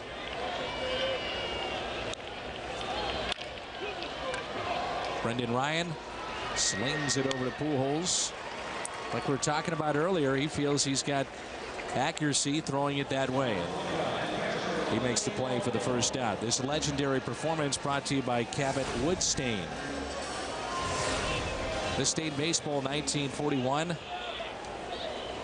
Lou Warneke allows a leadoff single to Phillies' Emmett Mueller, then proceeds to retire the next 27. Legendary performance. Base hit for Paulino.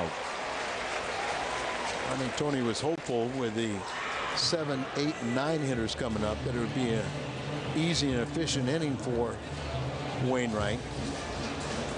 Looking to see who the pinch hitter is, and looks like it's Deazar. Deazar will be the pinch hitter.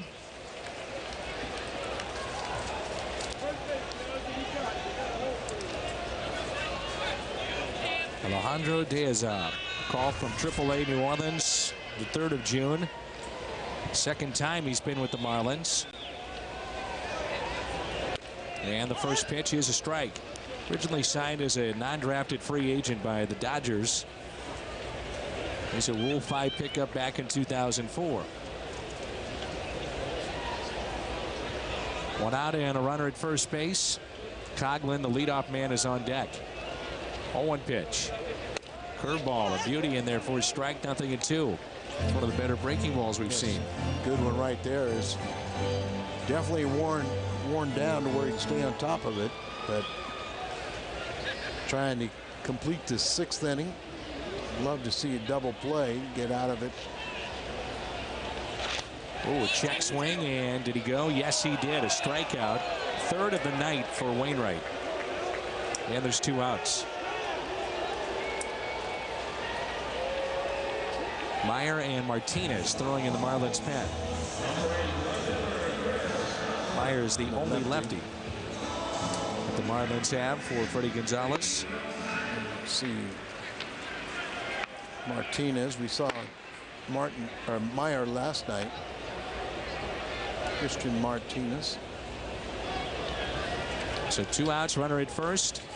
Coughlin has singled and scored in the first. He walked in the 3rd and popped out to Pujols his last time up. 2 outs and a 6-3 Cardinal lead. If you're just joining us, Cardinals scored 3 in the first, 1 in the second, 1 in the 4th, and another here in the top of the 6th. Redbirds will have Duncan, Pujols, and Rasmus coming up. The Cardinals picked up 3 in the first on 1 swing of the bat. Colby Rasmus connecting on a 3-run homer, his 7th of the season in the first inning. Brendan Ryan with an RBI tonight. Molina with an RBI. Skip Schumacher with the other. Liner and a base hit into center field. So once again, tying run comes to the plate. Cardinals have been getting these 3-run leads, but Wainwright has not been able to hold the 3-run lead. He's been able to hold the lead, but just not the 3 runs. Still no activity in the Cardinal bullpen, which is a little surprising. Marty Mason waiting by that phone. Everybody's stirring a little bit. Mott possibly has a night off, or maybe you just finish an inning. McClellan had 2 innings last night. McClellan, saw him running around the ballpark, and I said, how often do you do that? And he goes, when I think I'm not going to be used. And I said, good. That's what I was hoping your answer was. And I think he'd be the first to tell you that he was used too much last year. Yeah, and at times. But I mean, you know, and it's not that he totally knows, but he you know, give him an opportunity to do a little more running. Bonifacio into right, base hit. They'll hold up the runner. They're not going to test Ankiel, and the bases will be loaded now for Hanley Ramirez. And a little surprising, there's no activity in the Cardinal bullpen. There will be some now, I would assume. Are you surprised with that? Yeah, especially knowing that Ramirez is coming up in the heart of their order. And still nobody up and throwing. No. Well, now Marty Mason goes to the phone. Yeah, but it could be also a possibility with time to get somebody ready. This lead could evaporate. The pitch count at 97. Miller, the left-hander, and so there's 2 right-handed batters before you get to Hermida, who was a hero of last night's ball game. Yeah, you've got Ramirez and Cantu, so not as if you know, Wainwright's allowed 10 hits on the night. He has thrown 97 pitches, and I'm one to think that guys can go beyond 100 pitches, but watching how he's struggled tonight, you know, he's just indication where he just had his great stuff. Dave Duncan will come out and talk to him. There are 2 outs.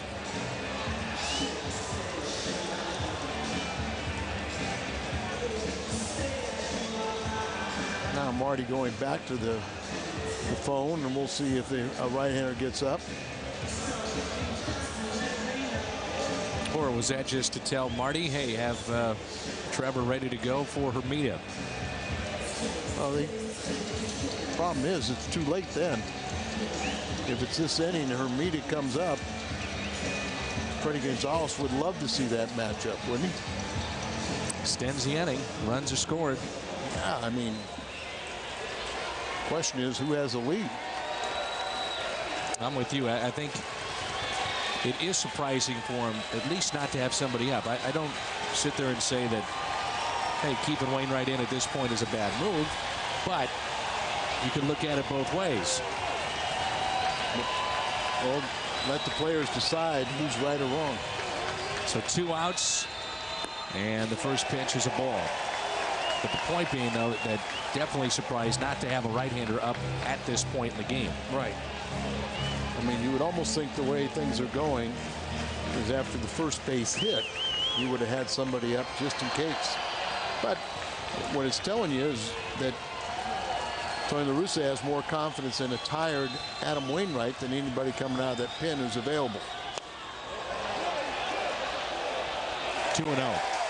And there's a lot of game left in this one, as we're still in the bottom of the 6th inning. We had 2 outs and a runner on at first with the top of the lineup. Coghlan a base hit, Bonifacio, little liner to right, and now you get Hanley Ramirez. And he's ahead in the count, 2 balls and no strikes. Oh, hanging breaking ball that he couldn't pull the trigger.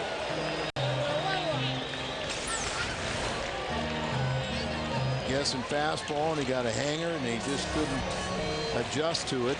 So that's part of baseball too. Get away with one. The 2-1 pitch. 2-2. Cutter right there. Ramirez has been chasing pitches, so they're trying to throw the breaking balls at him. There's a little cutter after the curveball that he got away with.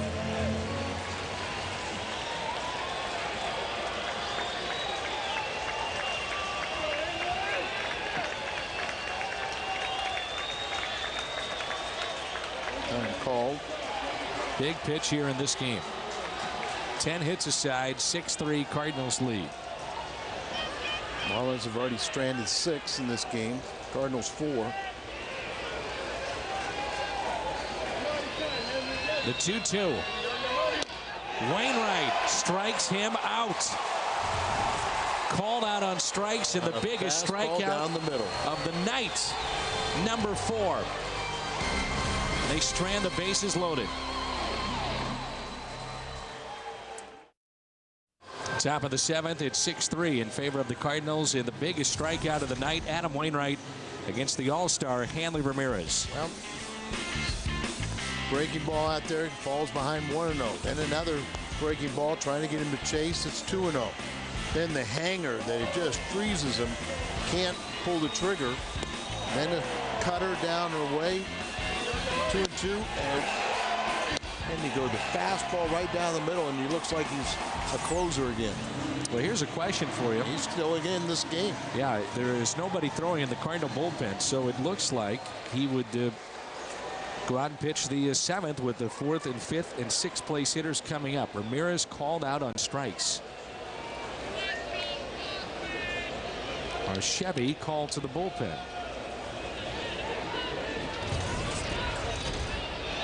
Martinez, you thought maybe they would use Meyer, their lone left-hander, to start off Duncan, and then you do have Pujols to follow, but then another couple left-handers, so I guess they're going to have Martinez started, and then you have Meyer for later if they get a couple guys on.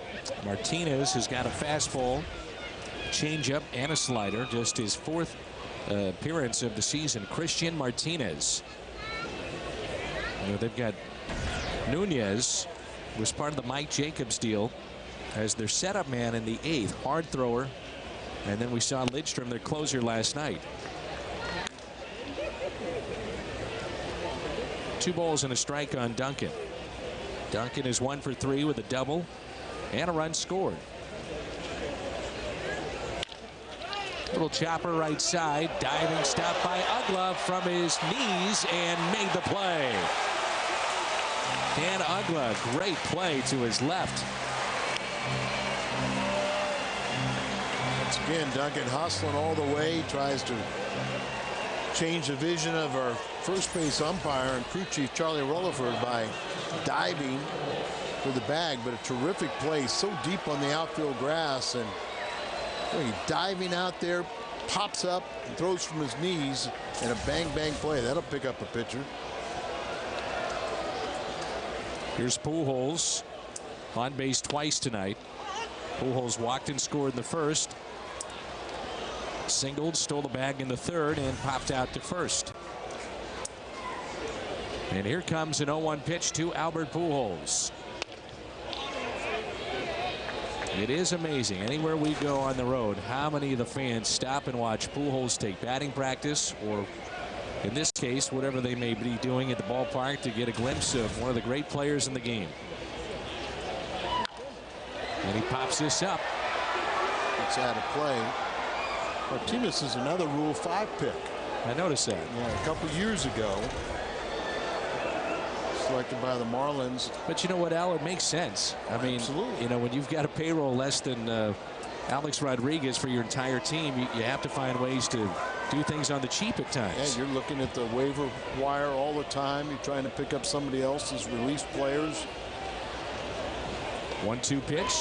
Pujols breaks his bat, hits it to 3rd. Bonifacio with a high throw, but makes the play. Brings in the Cardinal cleanup man, and that's Colby Rasmus. Hardy's prime cut of the game back in the 1st. He missed it. A 3-run homer for Colby, and his 7th of the season, and now with 23 driven in on the year. He's fun to watch. There's been so much intrigue around him and when he would make the team, and he made it this year, and slow start, but he's just getting comfortable. A lot more fun watching him last couple weeks than the first. You can say that again. And he'll tell you the same. Yes. You know. But I keep bringing up the point, and we talk about draft picks, you know, guys that are 18 jumping to pro ball. I mean, he is a young guy playing in the major leagues, and it's an adjustment period. There's no doubt. adjustment, not only during the games, but after the games for young players. And that's what I mean. That's where he's pretty well grounded, and just have to have a little more discipline there too. 0-2 the count on Colby Rasmus. 1-2, which is remarkable how you actually lasted 13 years. Yes, I was thinking that.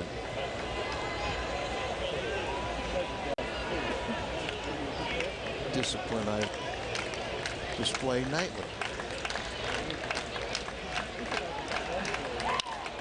And a ground ball hit to first sharply. Time to stretch. 6-3.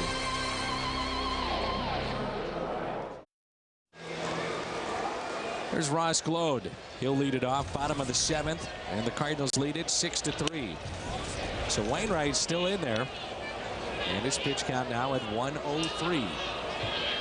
Pitched out the jam in the 6th. Cardinals want to extend it at least one more inning. You would figure this would be it, but they've got Trevor Miller getting loose in the pen. Second time he's been up. Well, he may be just this may be the last man for Wainwright, or depending on what Glode does. First plate appearance. But here's the question, though, would be, Al, if you're going to use him face a lefty, wouldn't you want to just, probably start the inning? So you'd have Glode and Hermida. We shall see. Ground ball taken by Pujols. And there's one away. Home Depot defensive play of the game, and it's Ugla with his diving stop to take a hit away from Duncan to his left. You see a bang bang play right there. There's two of them for Duncan, hustling all the way and just coming up a split second short. The Home Depot doing more on defense. So Glode retired. Here's Hermida. Well, we didn't see. Well, Jorge Cantu left the game with dizziness. Well, that's what I was going to say, and that's where the pinch hitter. Cantu's been dealing with a change in his cholesterol medication, which has been causing this dizziness. This has been going on for a few days. They thought they had it ironed out, but apparently it's come back tonight. And we saw Glode at first base make the final play in the top of the 7th. So you would have had two lefties, Glode and Hermida, to start the inning. And now with Wainwright getting the first man, Miller now sits down. Hermida 2 for 3. Schumacher, by the way, from second to left. Barden takes over at third base. And Tyler Green moves from third to second.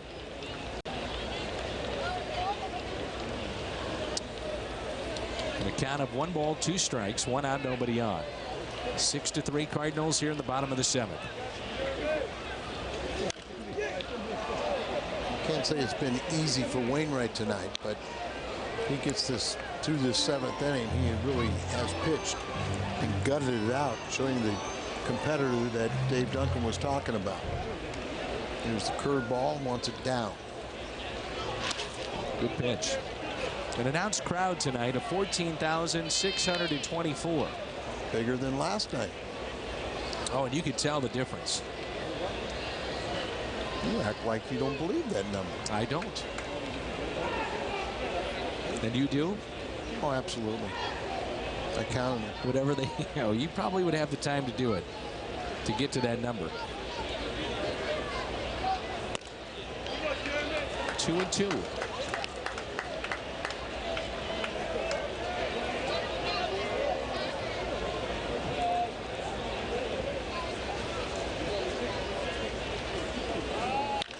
That is hammered deep right field and gone. No doubt about that one. Really changed up. Just slowed up his motion, just telegraphed it, and left it right out over the plate. 7th home run for Hermida, and his 2nd in the series. And that's his 2nd RBI in the night, too. He had the game winner last night, the first walk-off home run of his career. That is the 9th home run allowed by Wainwright, and there was no doubt about it. Just slowed up the motion, and he was right on top of it, just up in the zone, and he drilled it. Activity now in the Cardinals bullpen is, I believe it's Chris Perez. Yep. And that pitch is in there for a strike to Utluk. Cody Ross on deck, 1 out, and a 6-4 game. 11th hit off of Wainwright tonight. Up the middle, Brendan Ryan to his left and makes the play, picked by Pujols. So 2 outs. Try to squeeze 1 more out of Wainwright.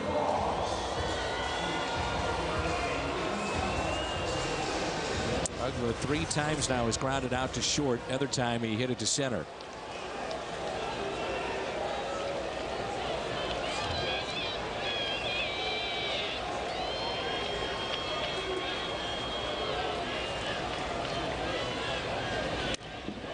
And that pitch is taken outside. 2 outs, nobody on for Cody Ross. He has doubled, fly to center, and grounded out to short.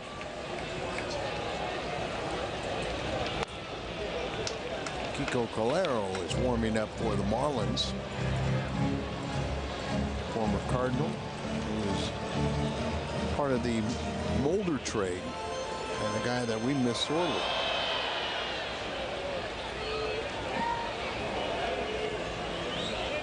A 2-0 pitch. 2-1. You heard much about Josh Kinney? No, I am not. Speaking of guys with pretty good breaking balls. Yeah. See, you can check him out. See if we can't find something on him. Cardinals looking ahead to the 8th inning. We'll have Ankiel, Molina, and Green coming up. I know there was an interview he gave to somebody in Memphis that, depending on how you interpreted it, could have got him in some hot water.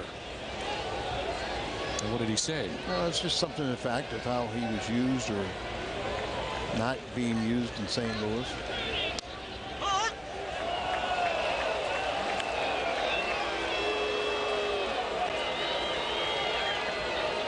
Three and 2.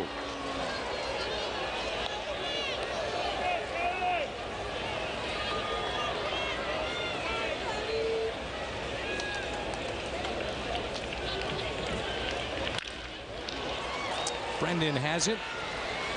And Rick Ankiel leads it off when we come back. Home run by Hermida. It's 6-4 St. Louis.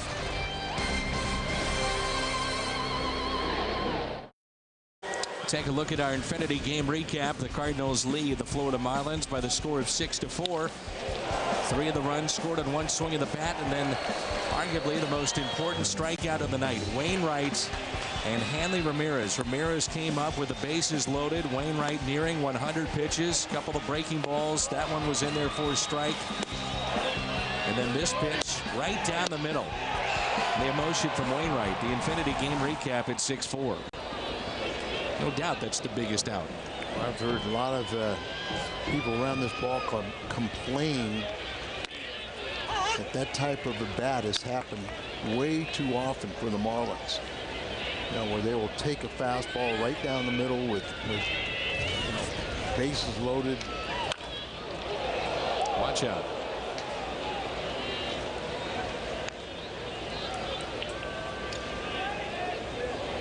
Is that a sign of a young team? Inexperience? They're, guessing too much. 1-2. Martinez, second inning of work. And Keel tripled off the wall in center field back in the 6th inning. And this is well hit opposite way. And that'll make it off the wall. So Ricky Ankiel just flicked the wrists. And it's a double. Swing the bat a little better. Double and triple tonight. Yeah, extra base hits have been a lot more frequent. And that ball carried a lot further than what you thought. standing flat-footed and just reaches out there and just kind of jumps up off the base of the wall. They can retrieve it back in. He's saying a double. Martinez is a double, is his second stint with the Marlins, and he's started the season at Double-A. Sent back there and then came back up. Here's Yadier Molina. Nobody out. We're in the 8th. 6-4 St. Louis. At least wants to move Ankiel to third.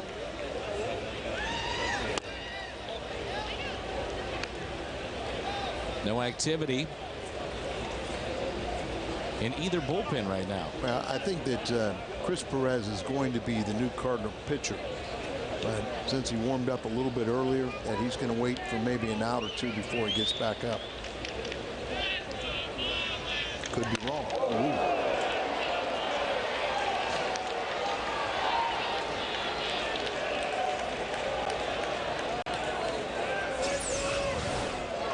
Showing bunt, and that ball just runs in on him.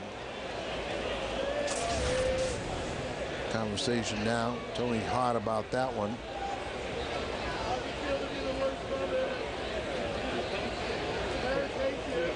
Just obviously that ball just took off his head. Running action. Showing bunt again.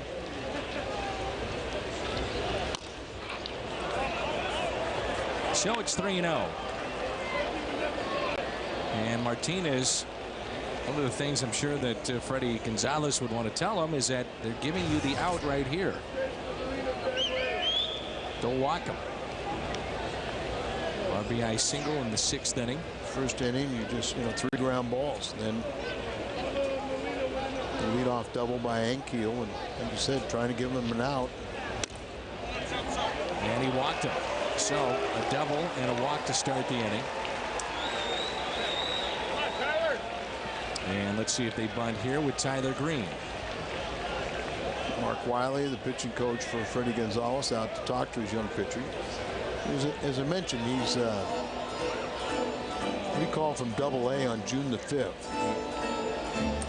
He made his major league debut on May 21st, taking the loss against Arizona, and then optioned back to Jacksonville following the game.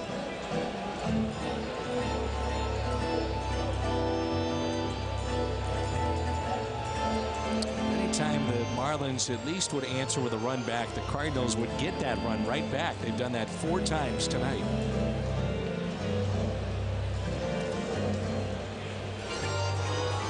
Martinez with runners at first and second, nobody out.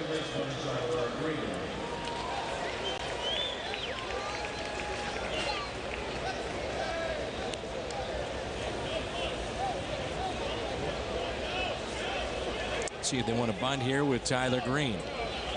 Runners at first and second. And that's strike 1.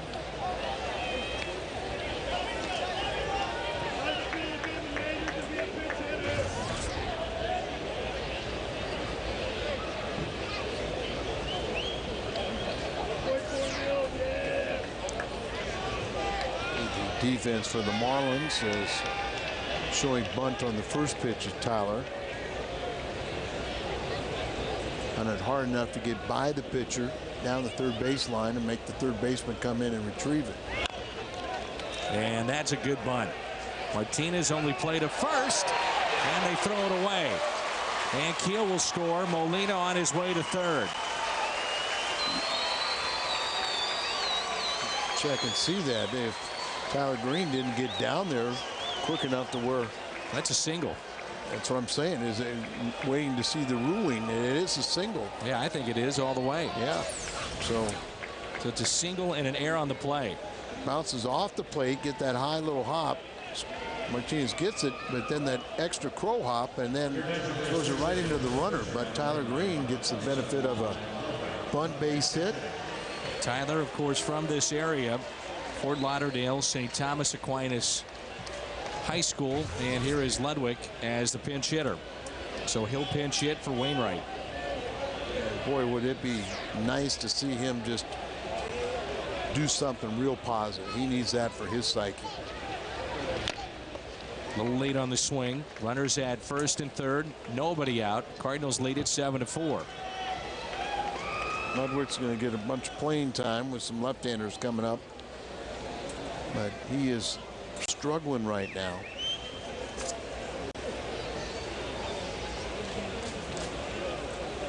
Outfield is deep for Ludwig. Reaching for pitches, you know, I mean, his just timing's off. And, you know, wherever he's thinking he's going to get, it's probably the opposite. You say reaching for pitches, and you see him out on his front foot. He talked about it on the homestand. Just not trusting his hands all the way. Right, and you know, when you're in a little slump, you know, you just there. That's hit hard to third. Out at second. That's all they'll get. And a run scores to make it 8-4. That was a hard hit ball. Yeah, that's the key. Is doesn't get the benefit of a hit, but he does get an RBI. And they get the force out at second base, but he hit the ball hard. That's just take baby steps. You could see prior to that pitch that he shook off the fastball twice, off speed pitch, and Ludwig ripped it to third. Brendan Ryan 3 for 3 tonight. Run scored, RBI, stolen base. And getting a chance to play every day. Making all the plays in the field. Khalil Green, by the way, went 3 for 4 last night, batting 6th at Memphis, but did commit 2 errors. 2 errors, yeah. I mean, 4 for 8 now, I think, in the 2 games. But with the way that Ryan has played, I mean, I want to see this guy play every day right now. See what he can do. You agree? Yeah, I do too. And you can leave Cleo down there for a maximum of 20 days. So get a pretty good read whether you want to let Brendan 4 for 4. Ludwig around second base, and he'll try to into third. First and third, 1 out. Brendan Ryan 4 for 4 tonight.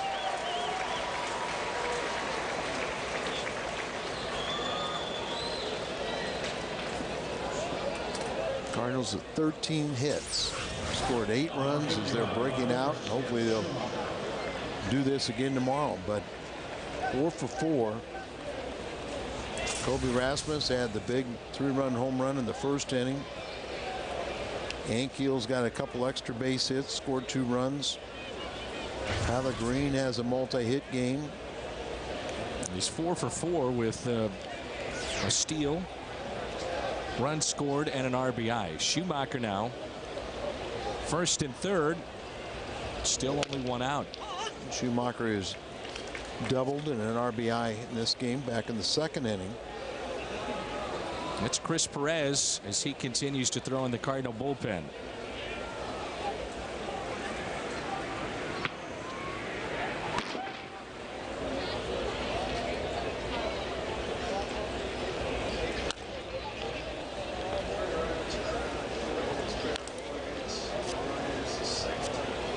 Every position player has either picked up an RBI or scored a run tonight. It's the second time Brendan Ryan's had 4 hits in a game. 1 ball, 1 strike with runners at first and third. And Skip pops it up. Near the Marlins dugout and off the top of the dugout. Out of play. 1 and 2.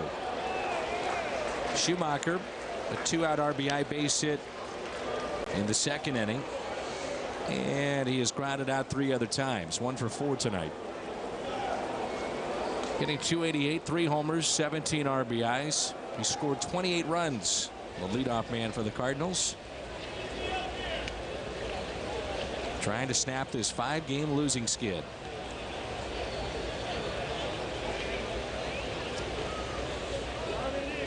Pretty shallow and left outfield. He's straight away for the most part for Schumacher. Reaches forward, ground ball to second, only play to go to first. Another run scores. That's Ludwig. And it's a 9-4 Cardinal lead. Another RBI for Schumacher too, so his second on the night. Cardinals are having a little fun today.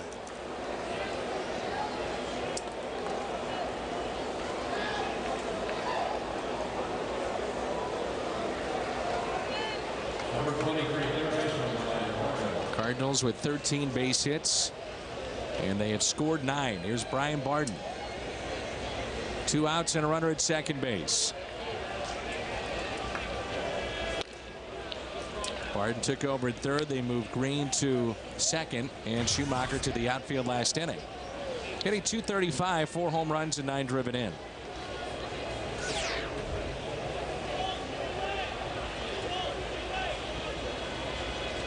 Albert Pujols on deck. We'll see him hit one more time tonight. Little floater into shallow right. This may drop, and it will. It's a base hit RBI. 10-4 Cardinals. Barden picks up the base hit. Well, it rains, it pours, doesn't it? Boy, he'll take it too. Doesn't see a lot of playing time. Has been in a little bit of a rut. Big night for Brendan Ryan with 4 base hits. And just a little flare out there and falls in the Bermuda Triangle. Nobody getting loose in the Marlins bullpen. They're going to let him take this one.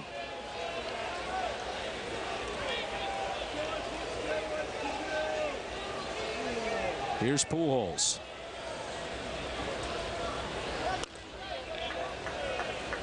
Albert's second time when facing Martinez. First time he grounded out to third.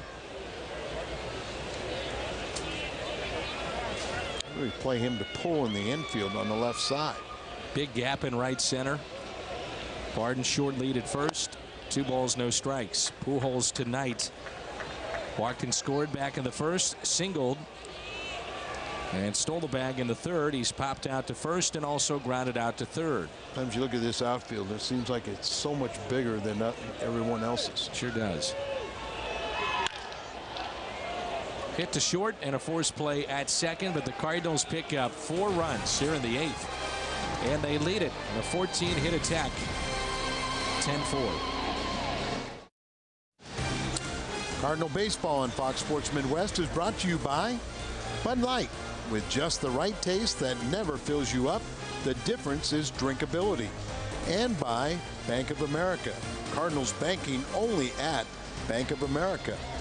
Well, the Cardinals have found the success as they found some runs tonight. Adam Wainwright wasn't as sharp as he could be, but he gutted his way through 7 innings, and the Cardinals find themselves with a 10-run game led off by Kobe Rasmus, 3-run home run in the first inning. It's 10-4 as Chris Perez will come in here in the 8th. 25th appearance, 1-on-1 record, 3 hold. And Perez has not pitched since June the 8th. You know who we really need to get some work is Ryan Franklin. Yeah. He hadn't been since June the 7th. And that wasn't a save situation. You have to go back to June the 2nd, the last time that Franklin had a save situation. And he was picked up number 13 that night. Here's Perez, just a couple of years removed from the University of Miami. So he's got a lot of family and friends here. And last time he was here was Cardinal closer last season. And there's a strikeout of Paulino. Got to swing the bat. That's what you're talking about there with this young team. I mean, just taking some of those called third strikes, and you've got to swing the bat. Especially when they're on fastballs. You know, it's one thing, you know, you go up there with a mindset, you know, have the confidence to know that you're going to get at least a fastball in the strike zone and be ready for it. Here's Brett Carroll. Wainwright gives the Cardinals 7 innings tonight. Carroll's the one that hit the home run off of Randy Johnson on Monday. And you also have a triple later in that game. Yeah, almost hit for the cycle. They've had the no hitters, but no players hit for the cycle in Marlins history. There's that slider. Good pitch. 0-2. Chris had, you know, the first time I saw Chris was a couple years ago in spring training. I was more impressed with his slider than I was his fastball. But he's kind of lost that release point, doesn't have the consistency on it, trying to regain it. Slider again, 1-2. I remember when we were here last time, that's what the talk was about with Chris Perez. A lot of local interest in him, and Dave Duncan and Tony La Russa saying he has to be better with the slider. There it is again. 2-2. Kind of getting underneath it a little bit, and then it flattens out. But he wants to be a closer. That he'll get that opportunity down the road. But it's kind of like right now, I think Mott's kind of surpassed him a little bit. And that's pulled foul. So they're looking for the fastball. He got it, but he only can turn on it and pulls it foul. 2 balls, 2 strikes.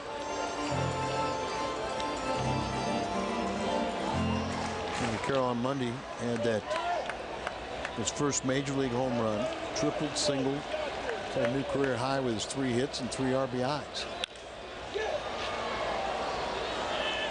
Brendan is over. It runs out of room, out of play.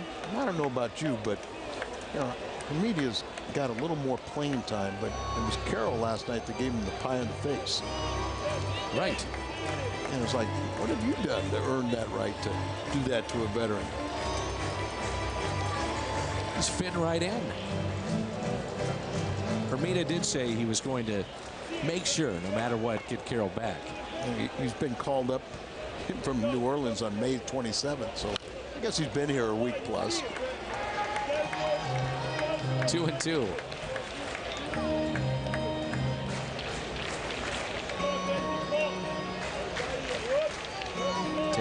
Cardinals. Here in the bottom of the 8th, 1 out, nobody on. 2-2 the count.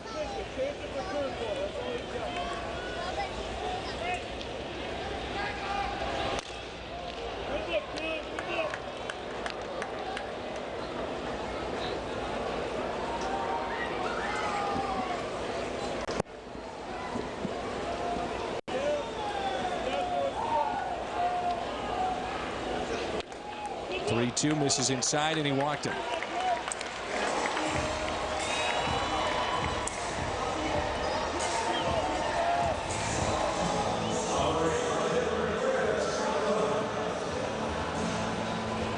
And it brings in Coghlan. Coghlan has really done a nice job since he moved him to the leadoff spot. Hit for a much higher average, and then tonight he's reached base 3 times. A couple hits and a walk. And right now they need base runners, don't they? They do, down by 6. They've been out hit 14-11. Nowhere close, and that's ball 1. You see Yachty pointing at the front shoulder. Perez will do that, won't he? He really flies open. Yeah, and that's what we're talking about. You know, the consistency of him in the strike zone, whether it's the slider or the fastball. He's big and strong. He had no problem throwing, you know, the pitches. It's just that you like to have better command and location where you can control the counts better. He's been hitting 93, 94 on the stadium gun here tonight. 1 ball, 1 strike, 1 out, and he would love the double play to send us to the 9th.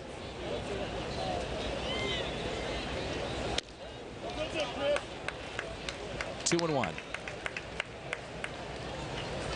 Now Perez in 20 innings now has allowed 14 hits. He's walked 14 and struck out 24.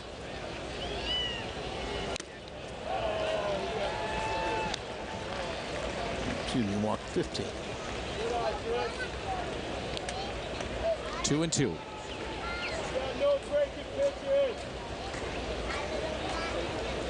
Cardinals with 3 in the first, 1 in the second, 1 in the fourth, another in the 6th, and 4. Their big inning in the top of the 8th. And a swing and a miss. And there's 2 outs. First, or rather second strikeout for Perez here in this inning. Opponents don't hit him. Opponents are hitting under 200, but he gets, you know, and he strikes out, you know, a high percentage. But it's those base on balls that are more troublesome. Bonifacio will be the hitter with 2 outs. And really the key point in this game again, bases loaded and Hanley Ramirez up. 1 swing of the bat, he could have put the Marlins on top with the bases loaded. Back in the 6th, and he struck out looking against Wainwright. He's their best hitter. He's, you know, one of the budding superstars in this game. 1-1. And it was great to see Wainwright's reaction to that, too.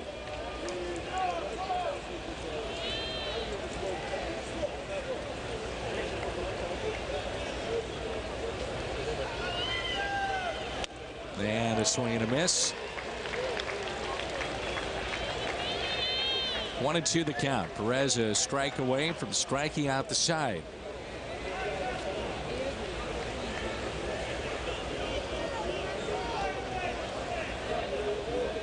On the air tomorrow at 10:30.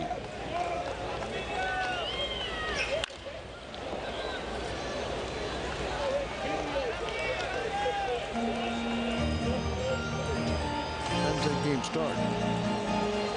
It's 10:30 St. Louis. I knew that, but is it 12 o'clock local?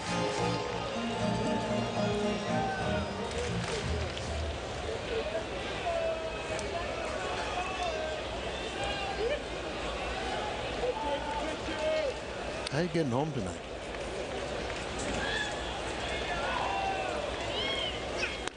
Well, I know that you'd be kind enough to give myself and Jim Hayes a ride home. I've already told Jim he has a ride home, but you're going to have to. He didn't come out with me, so. Neither did Jim. No, but he has to get here earlier to work. That's what he's calling it, huh?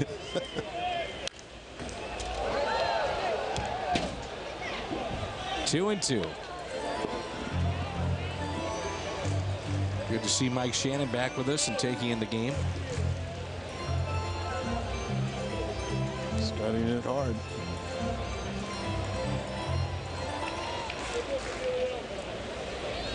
Two balls, two strikes. Here comes the slider. And he strikes out the side and sends us to the ninth. Colby Rasmus got things going about 3 hours ago with a 3-run homer. He'll lead it off when we come back. The Cardinals having a little fun in Florida. They lead at 10-4 as we go to the ninth. Don't forget, coming up after the game on the post-game edition of U.S. Cellular Cardinals Live, Pat Paris, Rick Horton standing by. The Cardinal bats come to life. They'll break that down. Ricky Horton lays out his everyday Cardinal lineup. Plus, we'll have player reaction straight from the Cardinal clubhouse. It's all coming up after the game. For now, we send it back to Dan and Al. Gentlemen. All right, Jim, thanks. 10-4. As we move to the top of the ninth, Colby Rasmus leads it off for the Cardinals. And that pitch is a strike on the outside corner. New pitcher, Burke Badenhop. And they like him. He came over in the Cabrera-Willis trade from Detroit. I feel he's got a live arm. They got Andrew Miller out of that deal. Cameron Maybin, a future star, they believe, in the outfield. 2 balls and a strike on Colby. Rasmus here, then Ricky Ankiel, who has tripled and doubled. We'll see Molina, who's also been on base twice. Chop towards first, and a foul ball.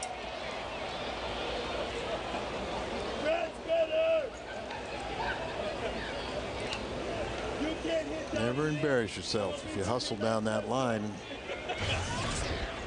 What happens if that umpire calls that a fair ball? 2-2. It was also earlier in the game that there was a pop-up back in the 5th that Paulino barely caught when Rasmus was up, and he was standing at the bag at first, but it was hit so high if he's hustling and dropped, it's winds up at second base. There's another ball. Just don't be turning around and looking, see what the umpire calls it. Just take off. Dave McKay will tell you whether it's a foul ball or not. Little things like that, you know, Colby still has to kind of learn, or, you know, I'm sure nobody at the minor leagues has gotten on him. Just today, talking with Jose Oquendo and Jeff Murphy, and they brought up Dave Ricketts. 2-2, hit up the middle. So it didn't matter if it was a first-round draft choice, big bonus baby, you know, he'd say, hey, you don't like, go home. going to do it this way or you go home. And that's sometimes you need to hear a little bit of that to help your development. So 2-hit night for Rasmus, and Keel digs in 2 for 4. Triple double, 2 runs scored. The day game tomorrow doesn't look like Franklin will get the 9th inning as Reyes is warming up.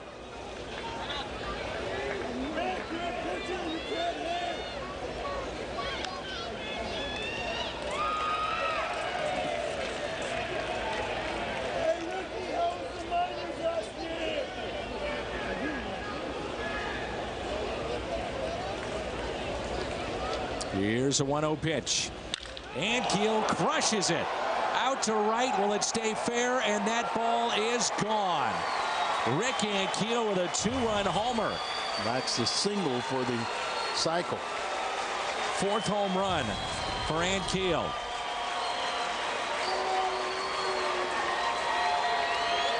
Only his 16th and 17th RBIs. But 3-hit game and a triple, double, and 2-run home run. And get the shot at the easiest part of the cycle, the single. Is right there in the inner half, just laid right there, and no doubt about it.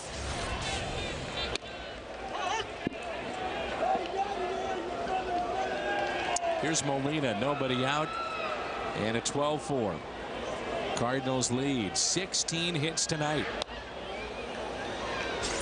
Ball is just jumping off his bat right now in this ball game. Right there in his wheelhouse, and he just connected with that one. Good to see that. And that's a base hit into center field. He's not fooling anybody right now. 16 hits, 12 runs for the Cardinals. That's number 17 for hits. Excuse me. And look too soon. Save some for tomorrow. Tell you what, man, this crowd is just leaving quickly. There's 3 or 4 people in every aisle. It started that way too, Al. I meant leaving. So here's Tyler Green.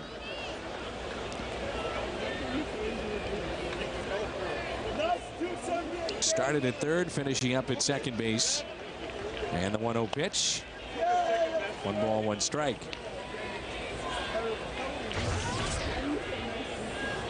3 for 8 in the series. Couple of base hits tonight, 2 for 4.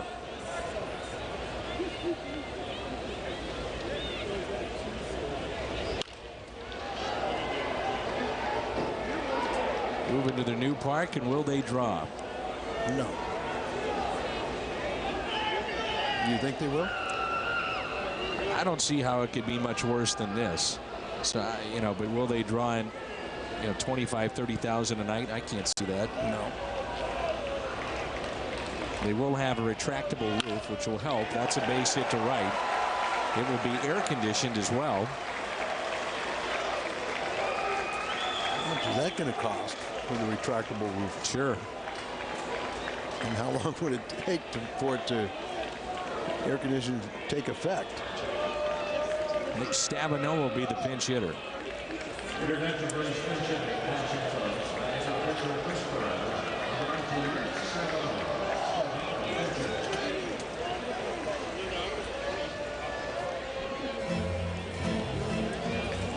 Well, tomorrow the Cardinals will try to make it 8 consecutive series wins against the Marlins.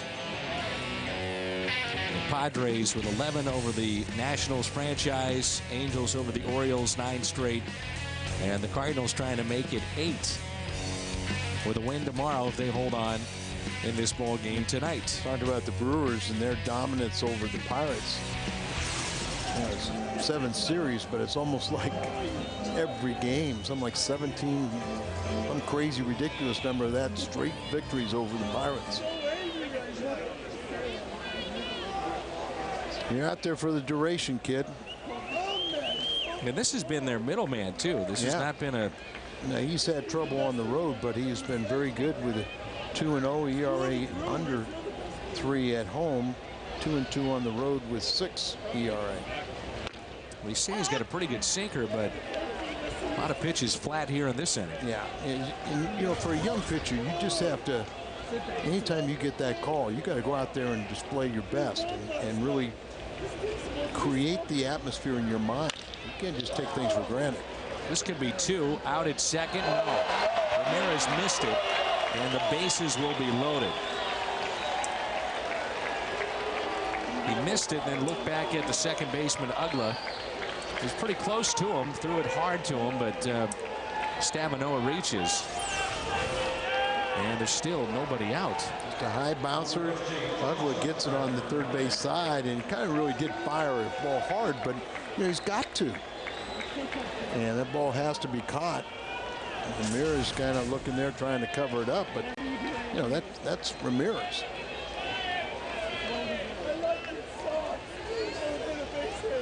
Brendan Ryan trying to make it 5 for 5.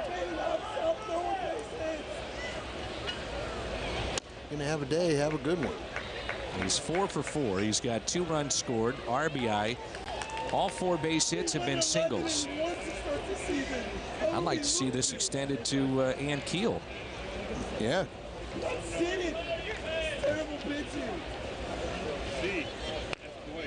Back to what you're talking about, the Brewers have beaten the Pirates 17 consecutive times. 17. And that's just, there's no explanation for something like that. It's just off the charts. Bases loaded. Here's a 2-0 pitch to Brendan Ryan. Ryan up the middle. And out at second. They turn the double play. Run does score to make it 13-4.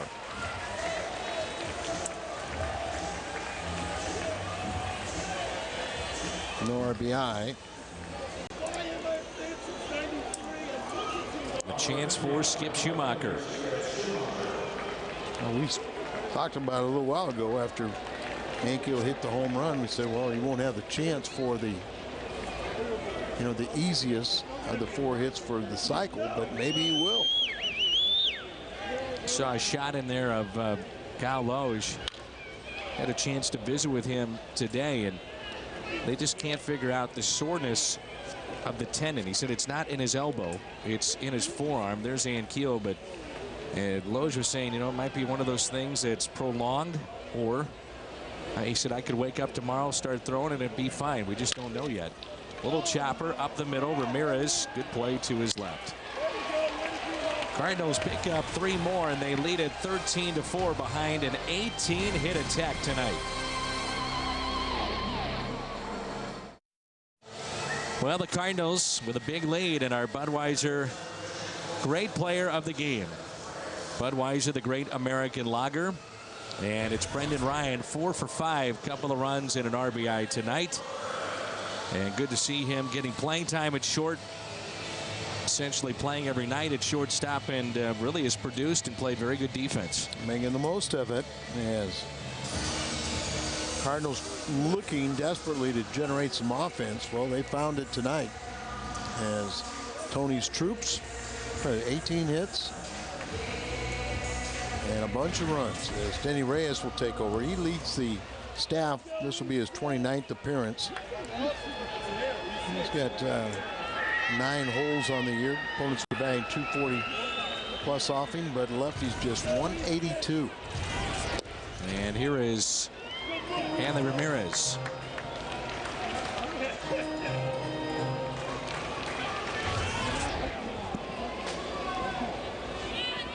Baker's dozen for the Cardinals tonight.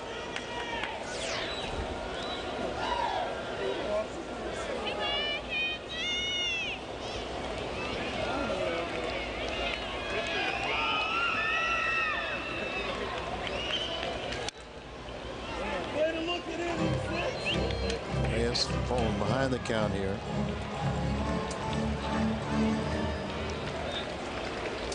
He hasn't pitched since the June 8th. Jason Mott was telling me he's one of the funniest guys in the bullpen today. Reyes? Reyes. Yeah.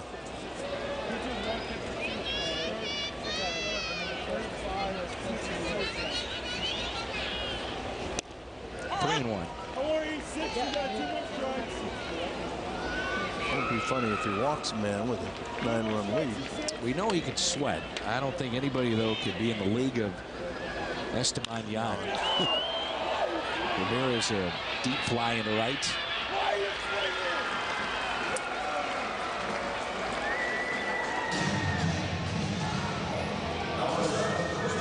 Post-game show coming up with Pat Paris. Rode will get his second plate appearance. Pat has been blogging all night. And the post-game show is coming up. What if anything is about the game? That's the only thing we were told about was his choking. Apparently had an issue with some salad today. Yes. Some tough lettuce. 1 ball, 1 strike. Wellemeyer going tomorrow. 13-4 St. Louis. We're in the bottom of the 9th. And a 1-1 pitch to Glode. Hit in the air out to left. Skip Schumacher makes the catch. How many other guys do you think in the league do what Skip does? Starts at second. Very few. And winds up playing the outfield. Yeah. Give the Cardinals an awful lot of versatility in that regard. The Cardinals defensive plan goes from second to the outfield, and Hermida, who won the game last night with a walk-off home run. He hit a home run his last time up, and that was the 3rd hit on the night. 3 for 4 with that solo home run, a couple of singles, and 2 RBIs. I mentioned Reyes has done a good job containing left-handed batters. They're 6 for 33, 182 average. And now they're down to their final strike. 0-2 pitch by Reyes. Dan, I believe in you. I believe in you, Danny.